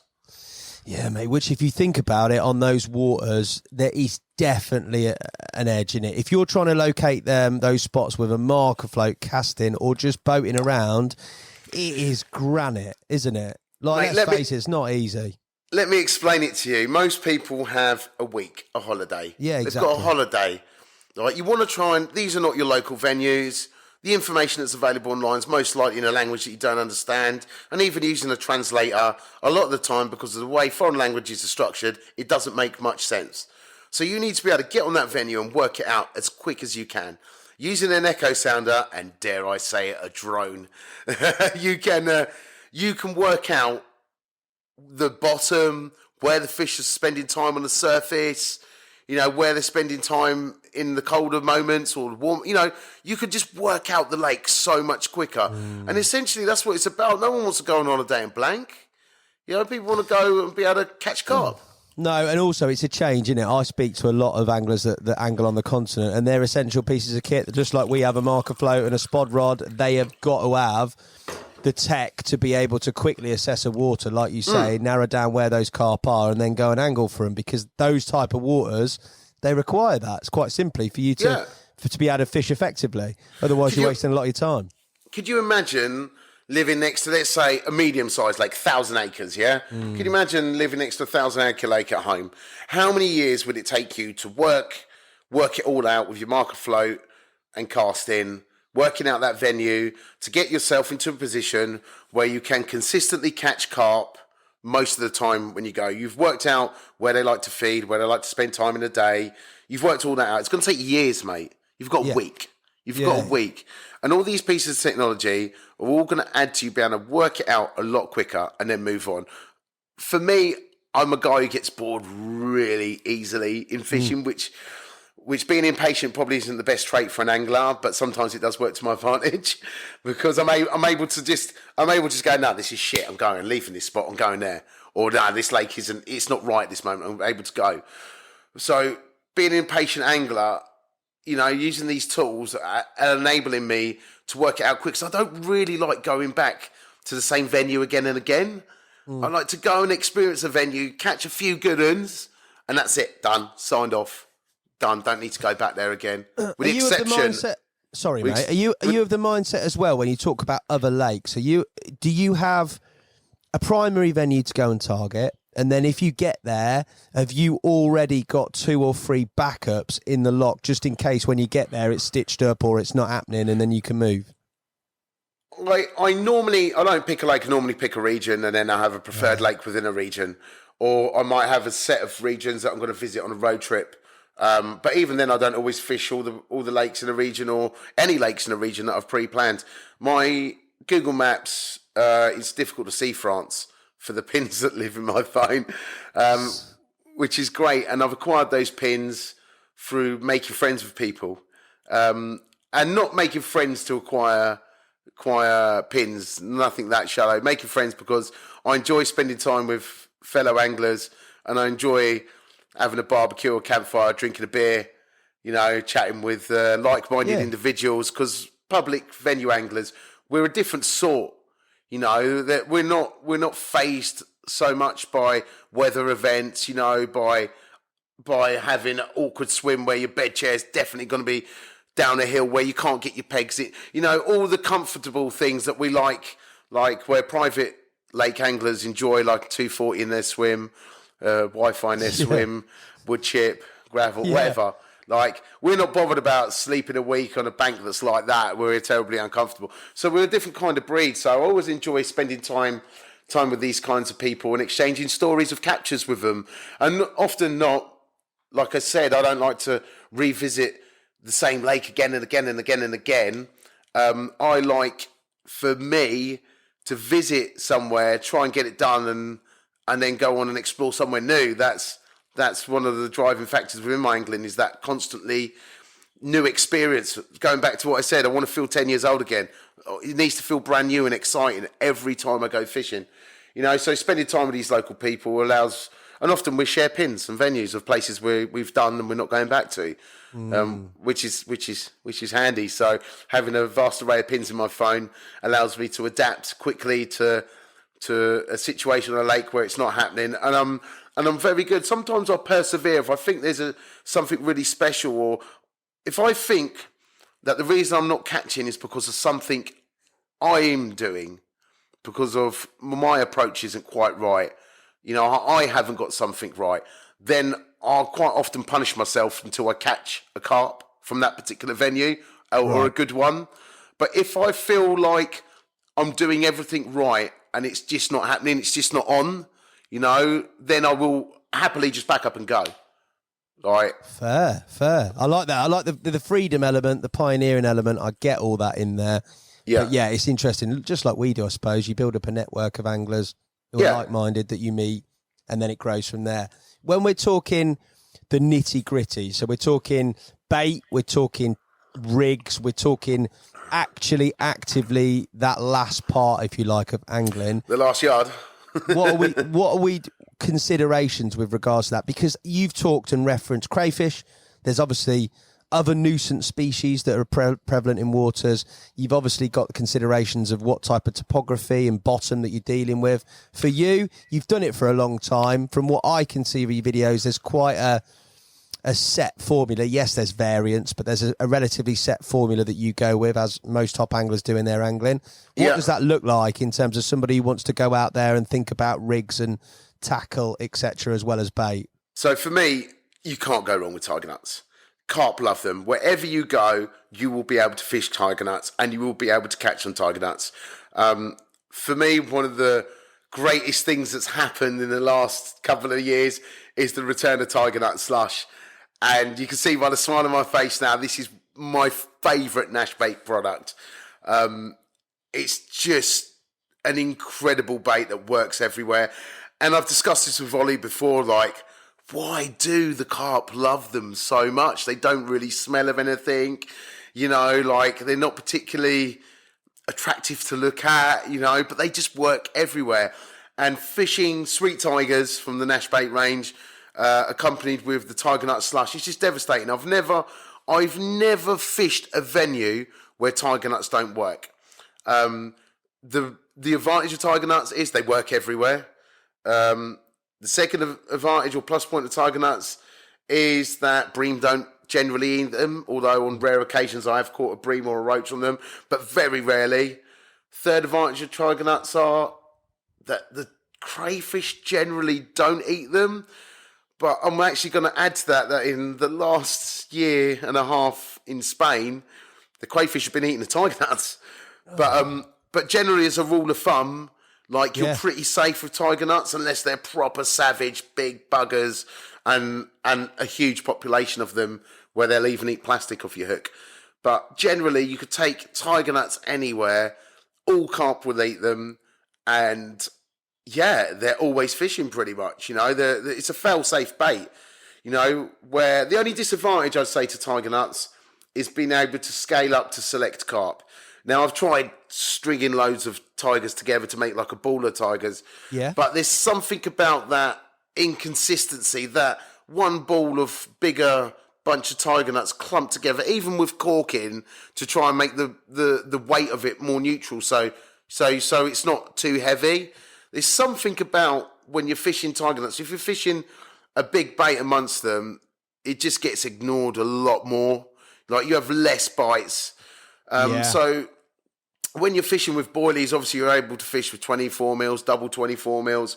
And if you're fishing, like I said earlier on in the podcast, there's no management of stock. The stock is the stock in a public venue. Small, big, medium, and everything in between, different species.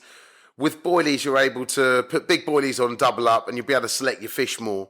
That option isn't available with tiger nuts, but I think all the positives, that they work everywhere, all carp love them.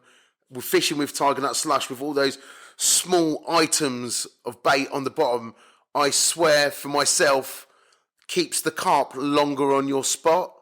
Obviously, you've watched a load of the underwater videos from underlife fishing and that. You see sometimes with boilies, the carp just come in, nail a few, and they bugger off, won't they? They're gone.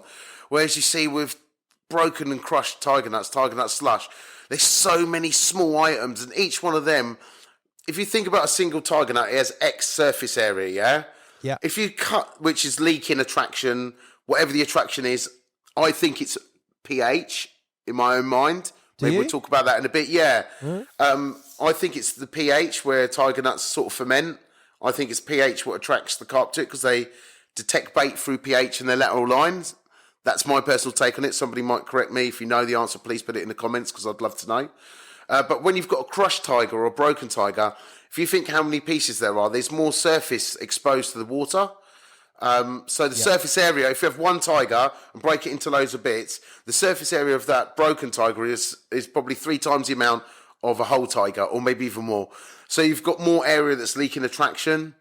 And I think the fish just become fixated on filtering through them small items, those small bits on the bottom, and they come preoccupied. And I think when you have a couple of carp on a spot and they're feeding on those small items, those crushed tigers with big tigers mixed in, I think they become incredibly easy to catch. Often than not, me and Claire will land a carp, and even if it's an incredible fish, we will leave it in the net. We'll peg the net out with a big pole, obviously, making sure it doesn't get away. We will get that rod straight back out in the spot, because more often than not, you'll have another bite within the next 10 minutes to half an hour.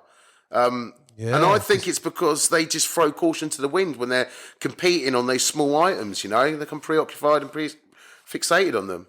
So tiger nuts, have you ever had it where you've had tiger nuts, sort of tiger nut slush, that mix you talked about, and then used boilie hook baits over the top to try and single out bigger fish? I know it's the same bigger hook baits.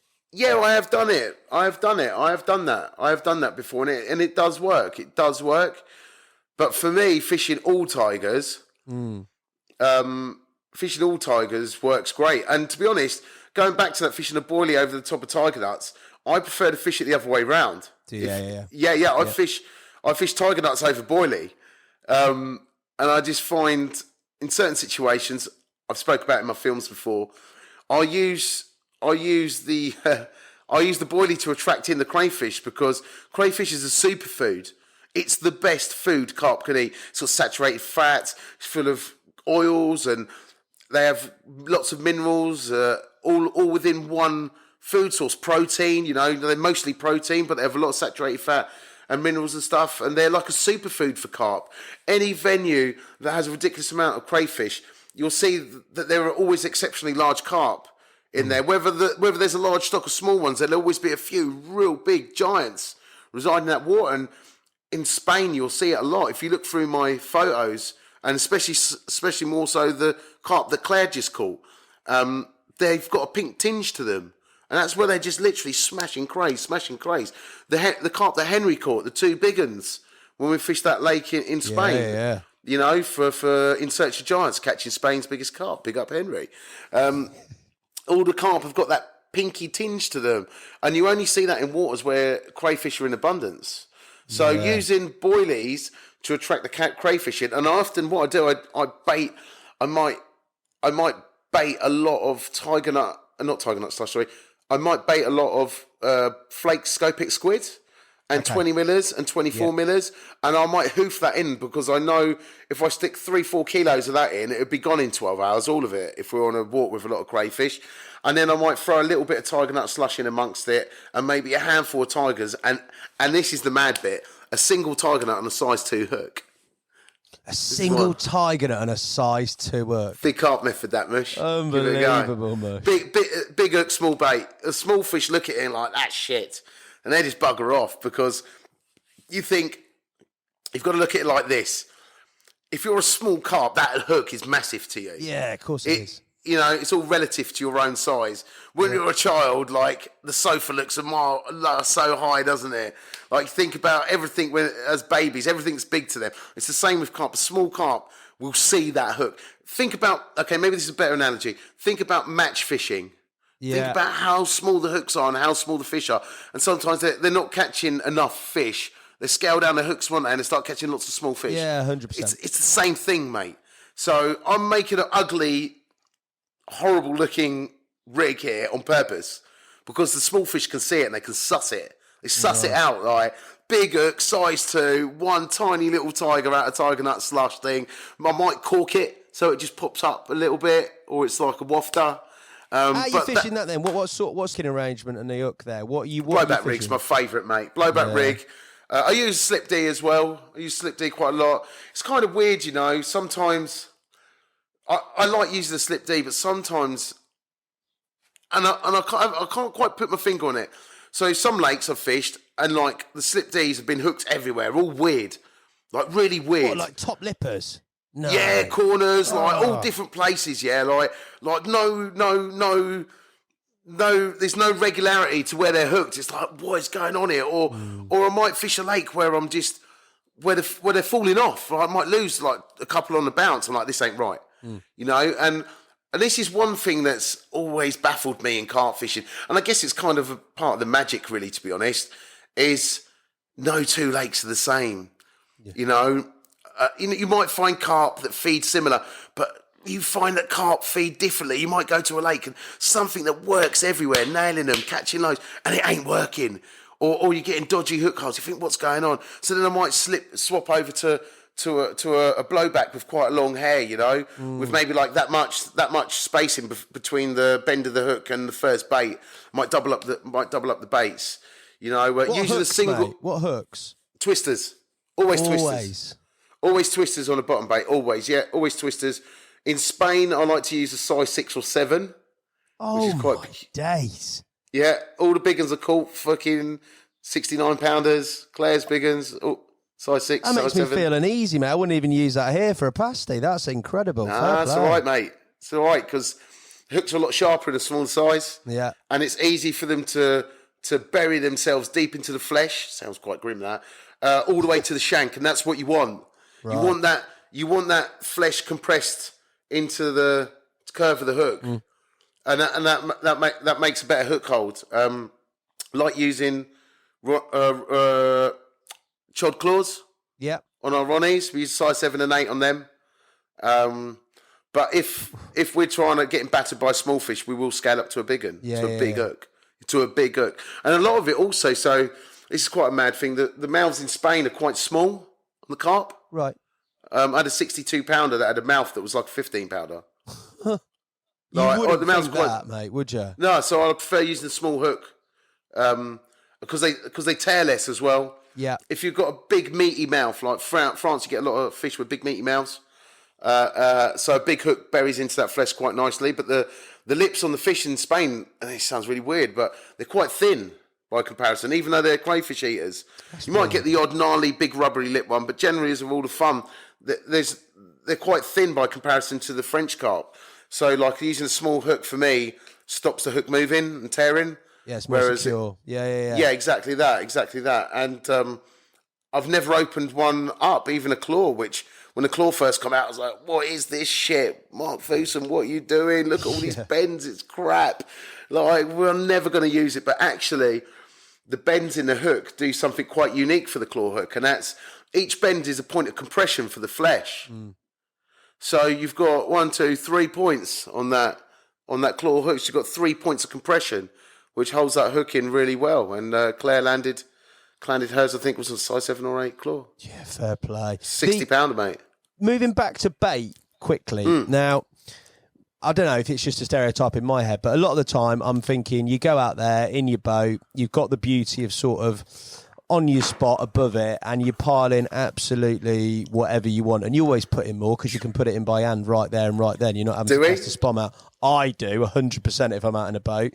So for you on those type of venues, and I know it's respective of the time you've got, but is it very much a case of baiting for a bite, or is it a case of literally baiting? I always bait for a bite. Do you? So when I first started fishing public venues and using boats, as you can imagine, you're like, hoofing it in, getting the bait in, because it's easy to put too much in, or a bit lands a bit in the wrong place.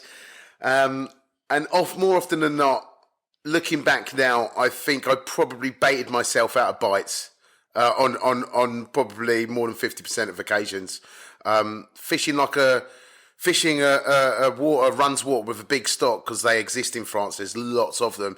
Yeah, piling in loads of bait, you can really build up a massive hit.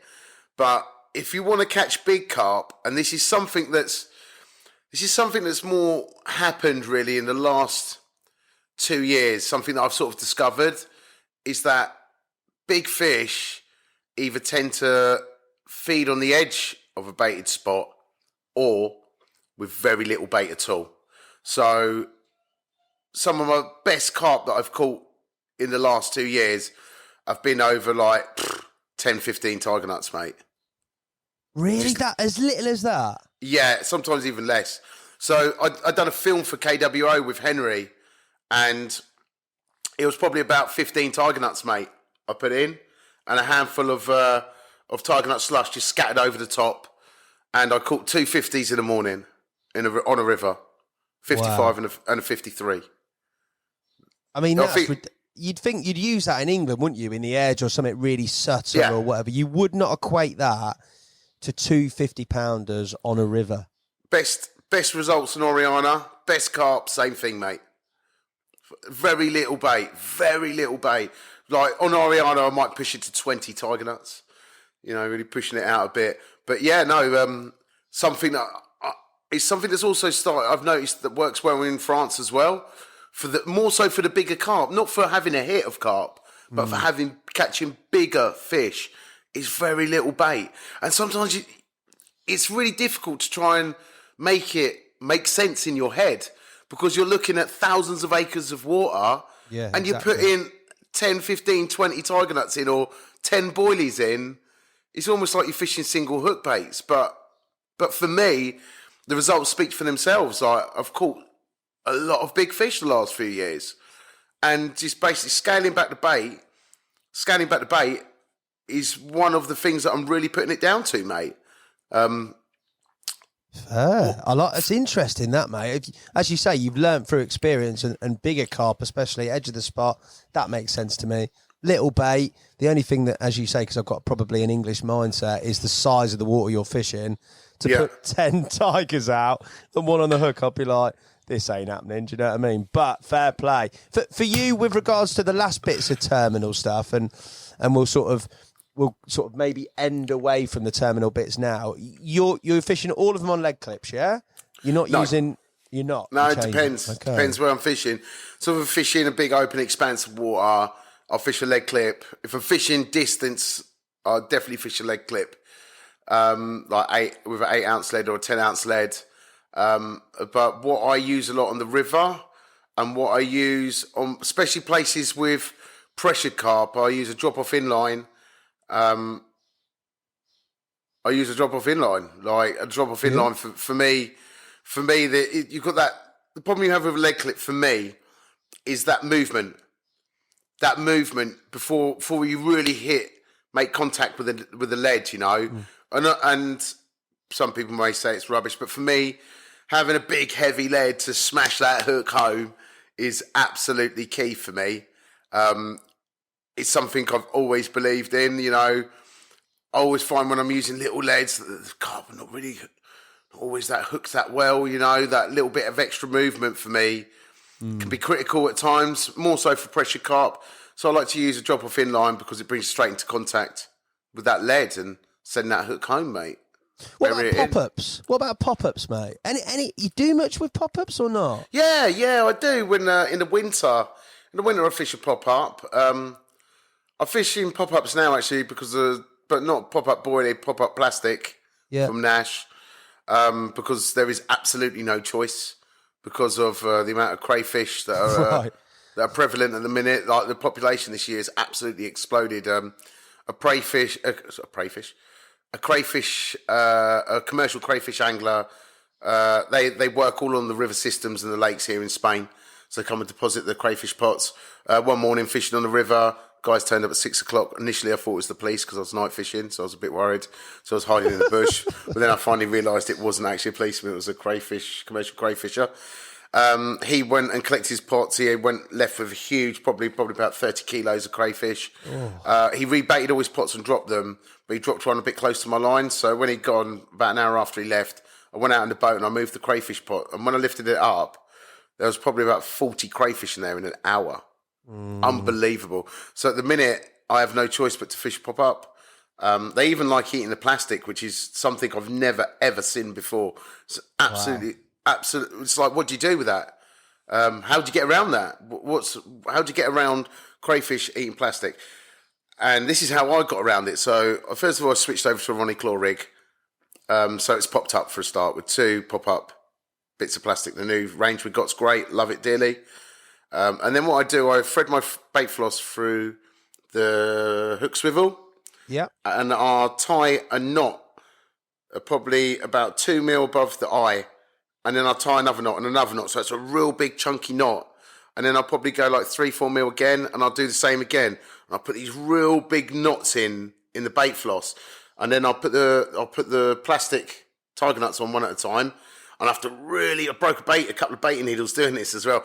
Really force it over them knots. So I get them really forced over the knots with no gap. So I cut a part of the tiger nut, fake tiger nut, plastic tiger nut flat. So they fit together dead flush. So Otherwise they can't get at the floss, They can't get in it and cut it off, and then once I've got them both on there and they're both tight, bedded down onto the swivel, I then heat up the plastic around the actual tiger nut, and then I burn the floss down and mash it all into one, so it all becomes one piece of plastic. And that seems to be the technique for me that's stopping them from picking them off. Probably going to find they're going to start chewing through the hook link because they do eat through the.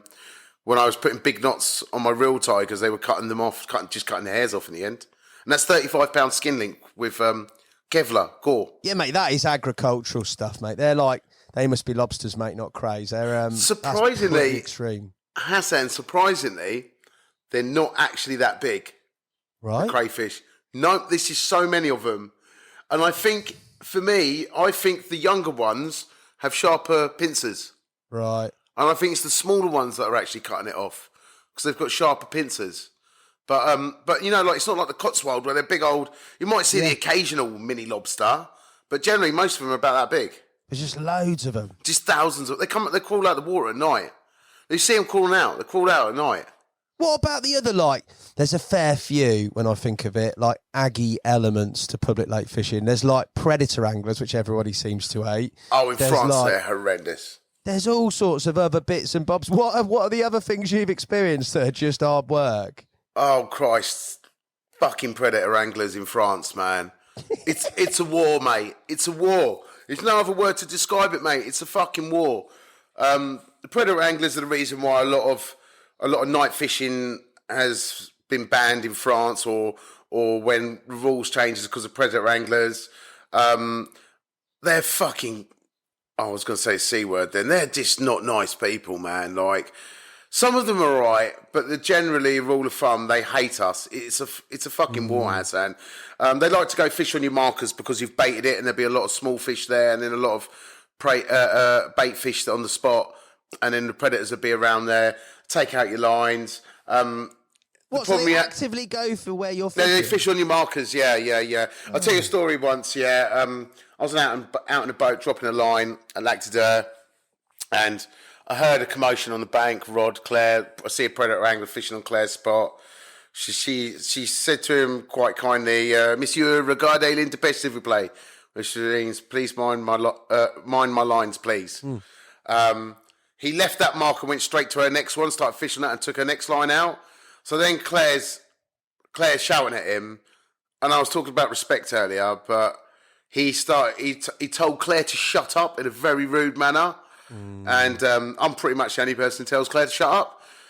So I wasn't too happy about it. By the time I got back, he was then on a third rod, wiping it out. So I approached him in my boat. I was like, stop fishing on my markers. And he started talking to me in French, but then he started speaking in English. And he's like, you're fishing everywhere. I said, I've paid for a night spot. This is my area of water. I'm fishing this water. And then he started getting really arsey with me. I was like, listen, mate, don't talk to my wife like that. Like, because she was shouting from the bank and he started going, shut up. And he told me that the female was very aggressive. Oh, my days. Yeah, so it's kind of descended into a bit of an argument where he told me he was the mayor of Lac de Deur. Actually was. But that's what every predator angler tells you when they pick up your lines. He was the mayor of Lac de Deur. Yeah, but I've heard it 100 times before, Hassan. I'm the mayor of Lac de Deur. I've heard it from every predator angler in every region. I'm the mayor. Yeah, whatever, mate. No, but he actually was. I was like, I couldn't give a fuck if you were the mayor. If you pick one of my lines up again, I said, I'm going to whack you with this oar and throw you in the lake. And he called the police. And he was the mayor. And I had to go before the president of Lac de Deur, of the Fishing Association of Lac de Deur. I had to write. Lucky that I was a profiled angler at that point, and I'd done a lot for the lake as well in regards to returning stolen fish and stuff. So I had a bit of a pass, so to speak. So I had to write a really grovelling apology letter because the mayor posted his account of our confrontation, which seemed far worse than I can recall, on the association website, on the association Facebook. So then I had to write this apology letter, which then they published the apology letter. Wow! But it was horrible. But it's like a war. It's not like in the UK, predator anglers and carp anglers get on pretty well. It's not the case in France. The big problem with predator anglers and carp anglers in France is we like to spread our rods out and fish distance. They go around and fish everywhere, but you've got to remember they're fishing everywhere in a day. They fish the whole lake in a day. Yeah, you're just fishing one spot, you know. So I guess there's arguments for both sides, you know, that the carp anglers fish long distance and that.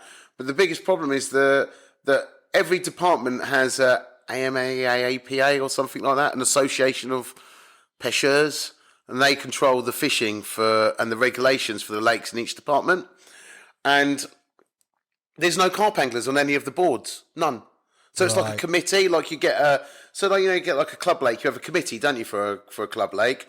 It's like that, but for a whole region, and they control the regulations. You see this in Dijon area. So first of all, they banned you fishing more than 100 metres. Then they banned you putting your rods out with a boat or baiting up from a boat. And then they banned boats. Oh, and they banned night fishing as well. And basically, like on some of these lakes in Dijon, you might see, if you fish a week, you might see 2 or 3 predator anglers the whole time. You know, so they don't even frequent the lakes a lot. The carp anglers are much more prevalent. You know, we're there, we're fishing, you know. You see more carp anglers than you do predator anglers. But they make all the rules in favour for them. And I always say to French people, they're like, why don't you go and join your committees?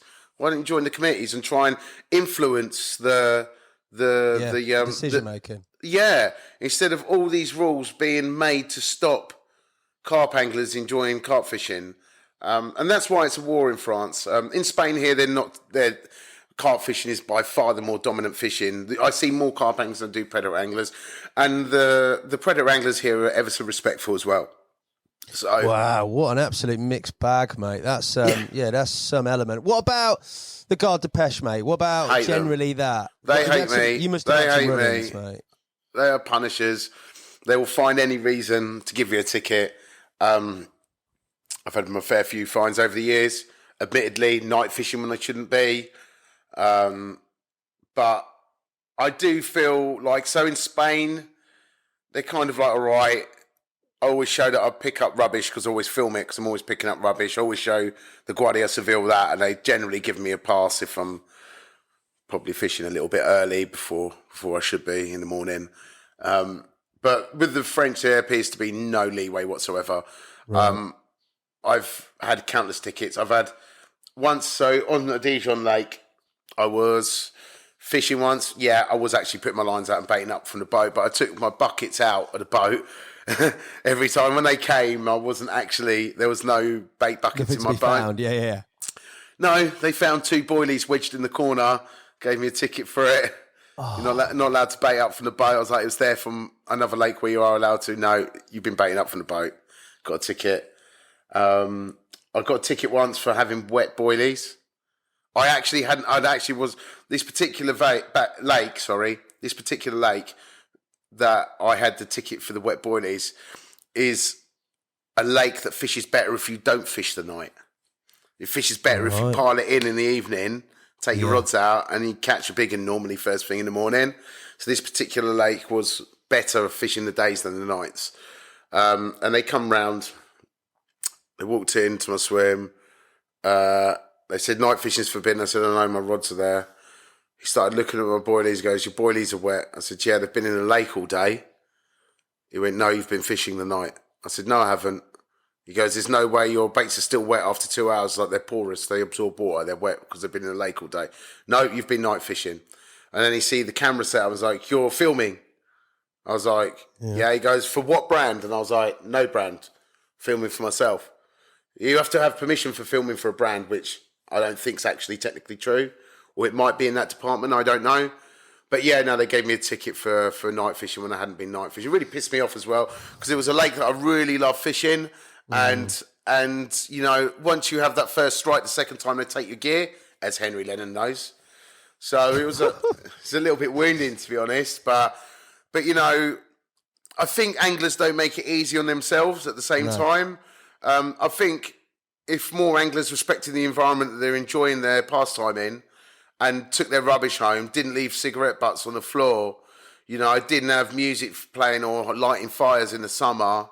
You know, I think if people were more respectful of the environment where they're enjoying their pastime, then maybe we wouldn't have so much problems with regard to pêche.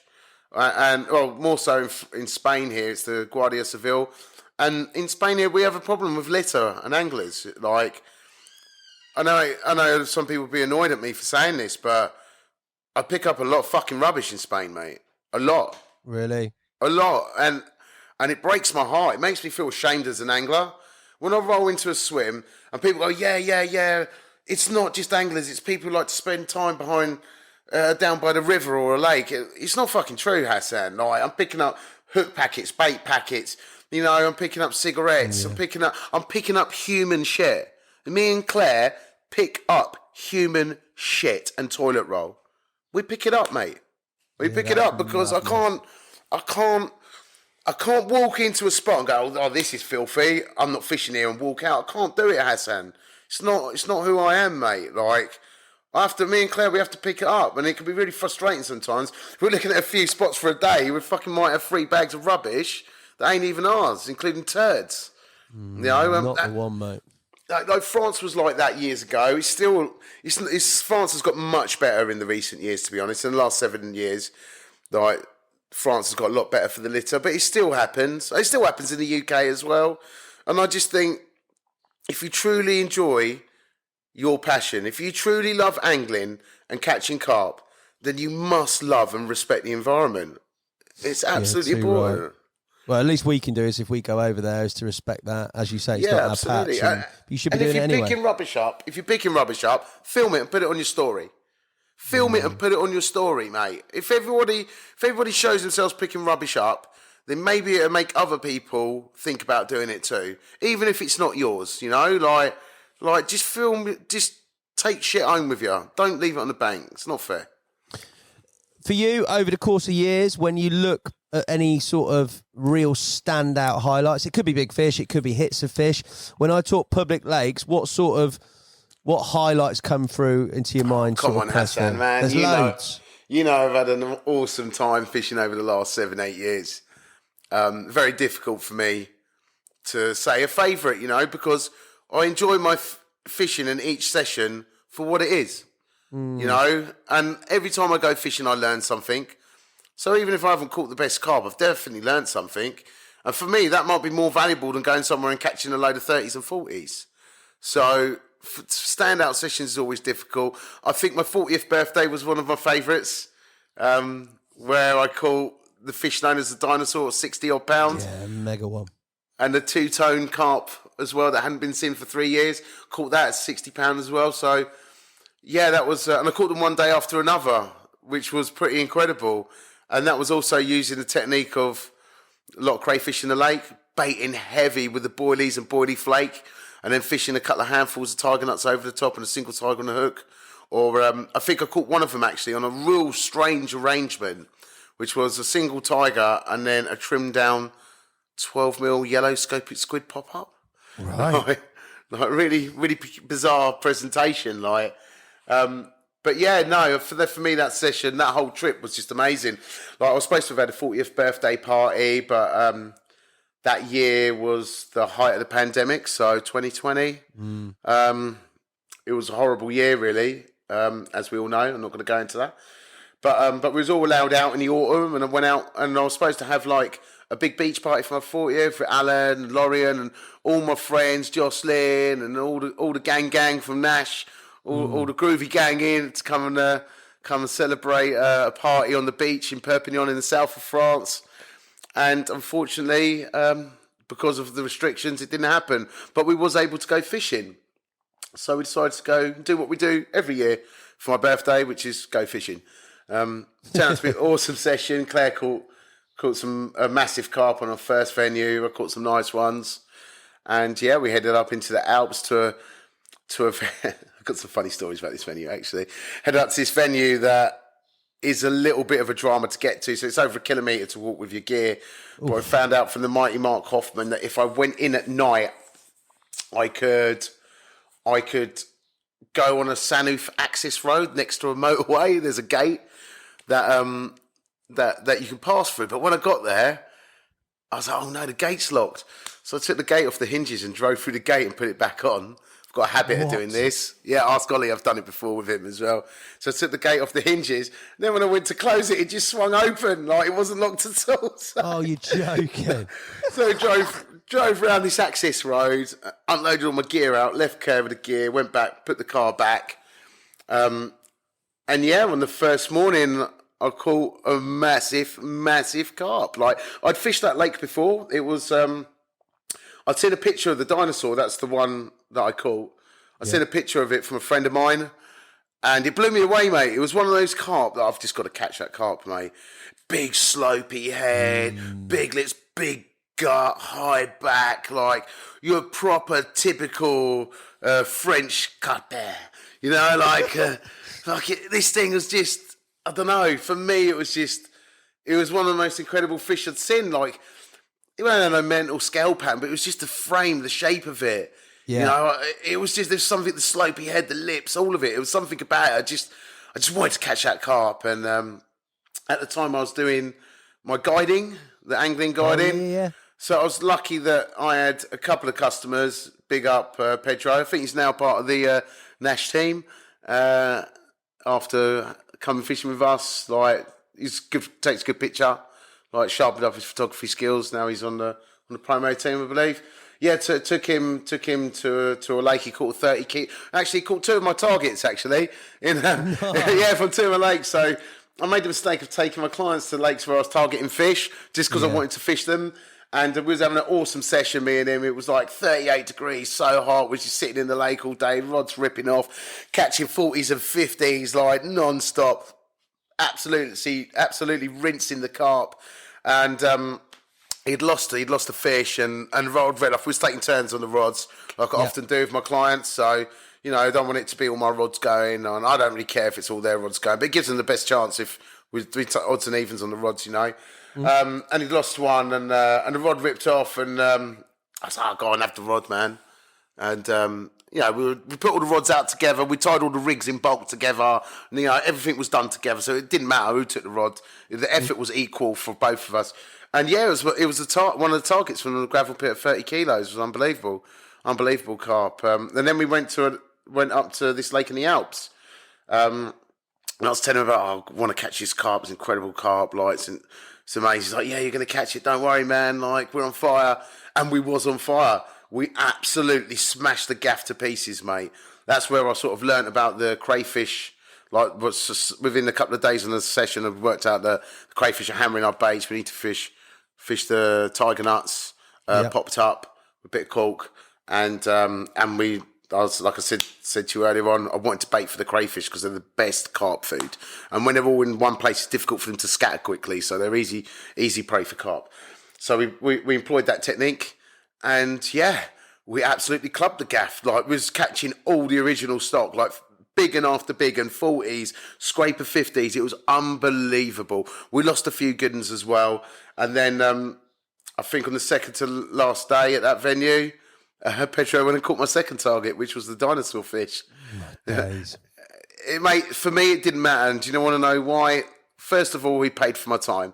And he paid me to guide him to carp. That's my job.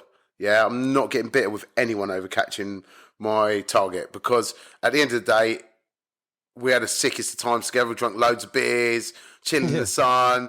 You know, we was having a right. He's a friend for life now. Most people have been on a tuition with me. I was keeping contact now with. But we'd had the sickest of times. We caught some incredible carp between us. And I was happy to see it on the bank. And I was kind of glad I didn't catch it as well, because it was at its lowest weight. It was in the summer after spawning.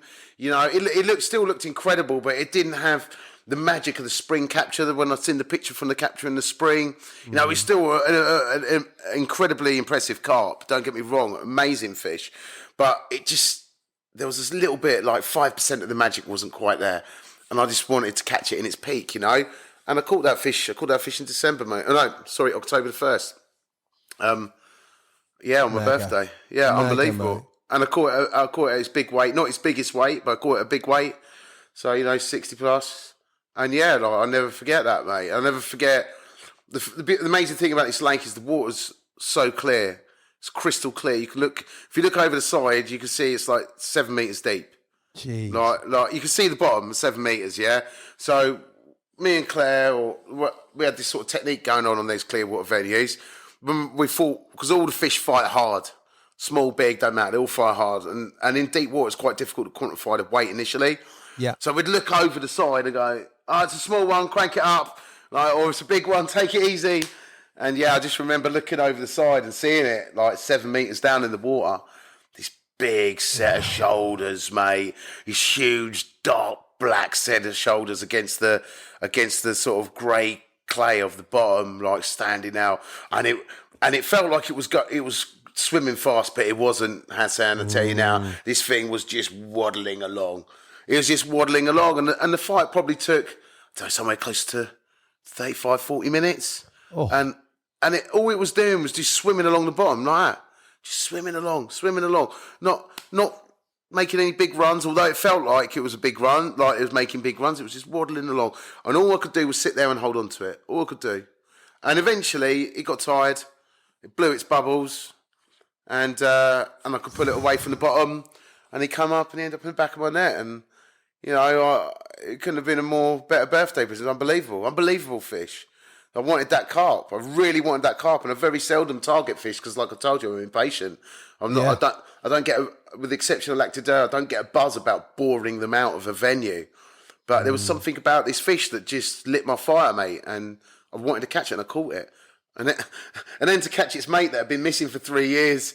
The day after, at a similar weight as well, pal. Ridiculous. Immense carp. And what's even more mega about it is it's all documented on those videos. Yeah. And you know what I mean? It's not, everyone likes an image, don't get me wrong, but I think there's something different when you have, and it's never happened to me, but when you've had that sort of epic hit, or those sort of epic for an eternity, captures, mate. And it's there. Beautiful memory.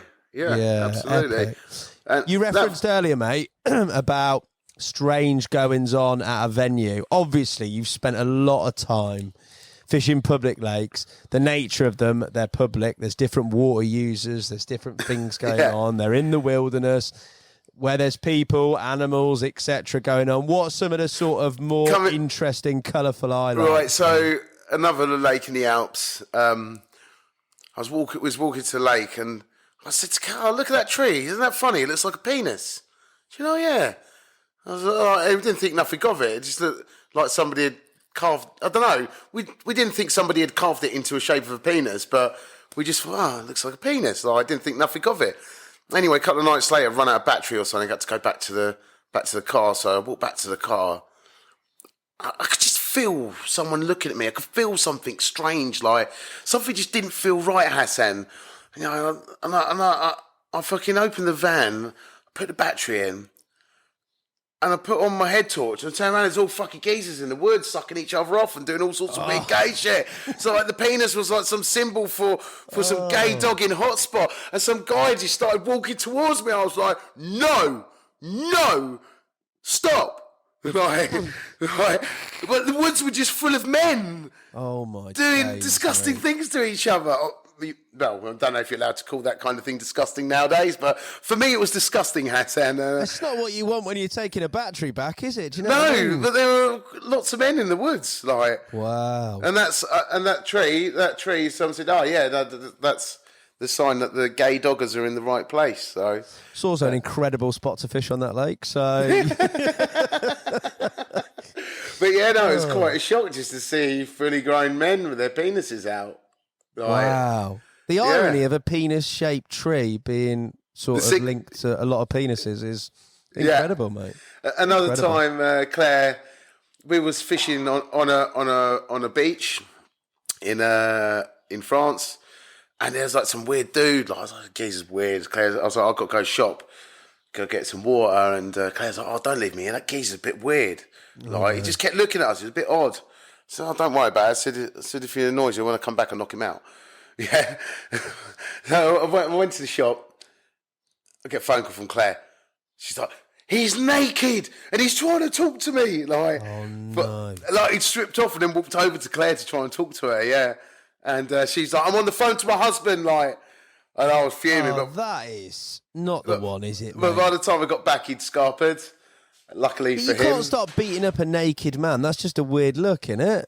Absolutely can if they're doing it to my missus, mate. Of course they can. My wife is very valuable to me, valuable for my heart, valuable for my soul, valuable for feeding me, looking after me, and fishing with me. So, my wife is a person I hold extremely dear to me in my heart. So I must protect her at all costs. Fair dues, mate. What about animals, mate? Any sort of crazy madness? Pigs not so long ago. So on my boat bike trip, which I got back from last month, proper one of the best experiences in my life. I think we save it for a podcast another day, but undoubtedly my favourite session of my entire life. Wow! Caught a 62-pound mirror from a really unlikely place. Caught a 50, was it 50? Was it 25 and a bit kilos? A 56-pound mirror, but not just any 56-pound mirror. One of the most incredible fish, scale pattern, frame, morphology, the whole thing. Ticked so many boxes. Was absolutely stunning carp. Exactly the kind of fish I like to catch, because it's not just the size that's important for me; it's the aesthetic as well. But on that trip, I was sleeping in my hammock in Portugal, on a really secluded part of the river where there was no road, actually. I'd been riding for ages, just riding, the road disappeared and I was just riding through a forest, and I slept there, and I heard this sound at night, and I got up and I put my head torch on, and there was like two massive boars and a load of piglets. I was like, shit, because you don't know how defensive they're going to be with their piglets. So I quickly turn my light off. And I always keep a fishing knife with me, because they're a handy tool to have. But you never know.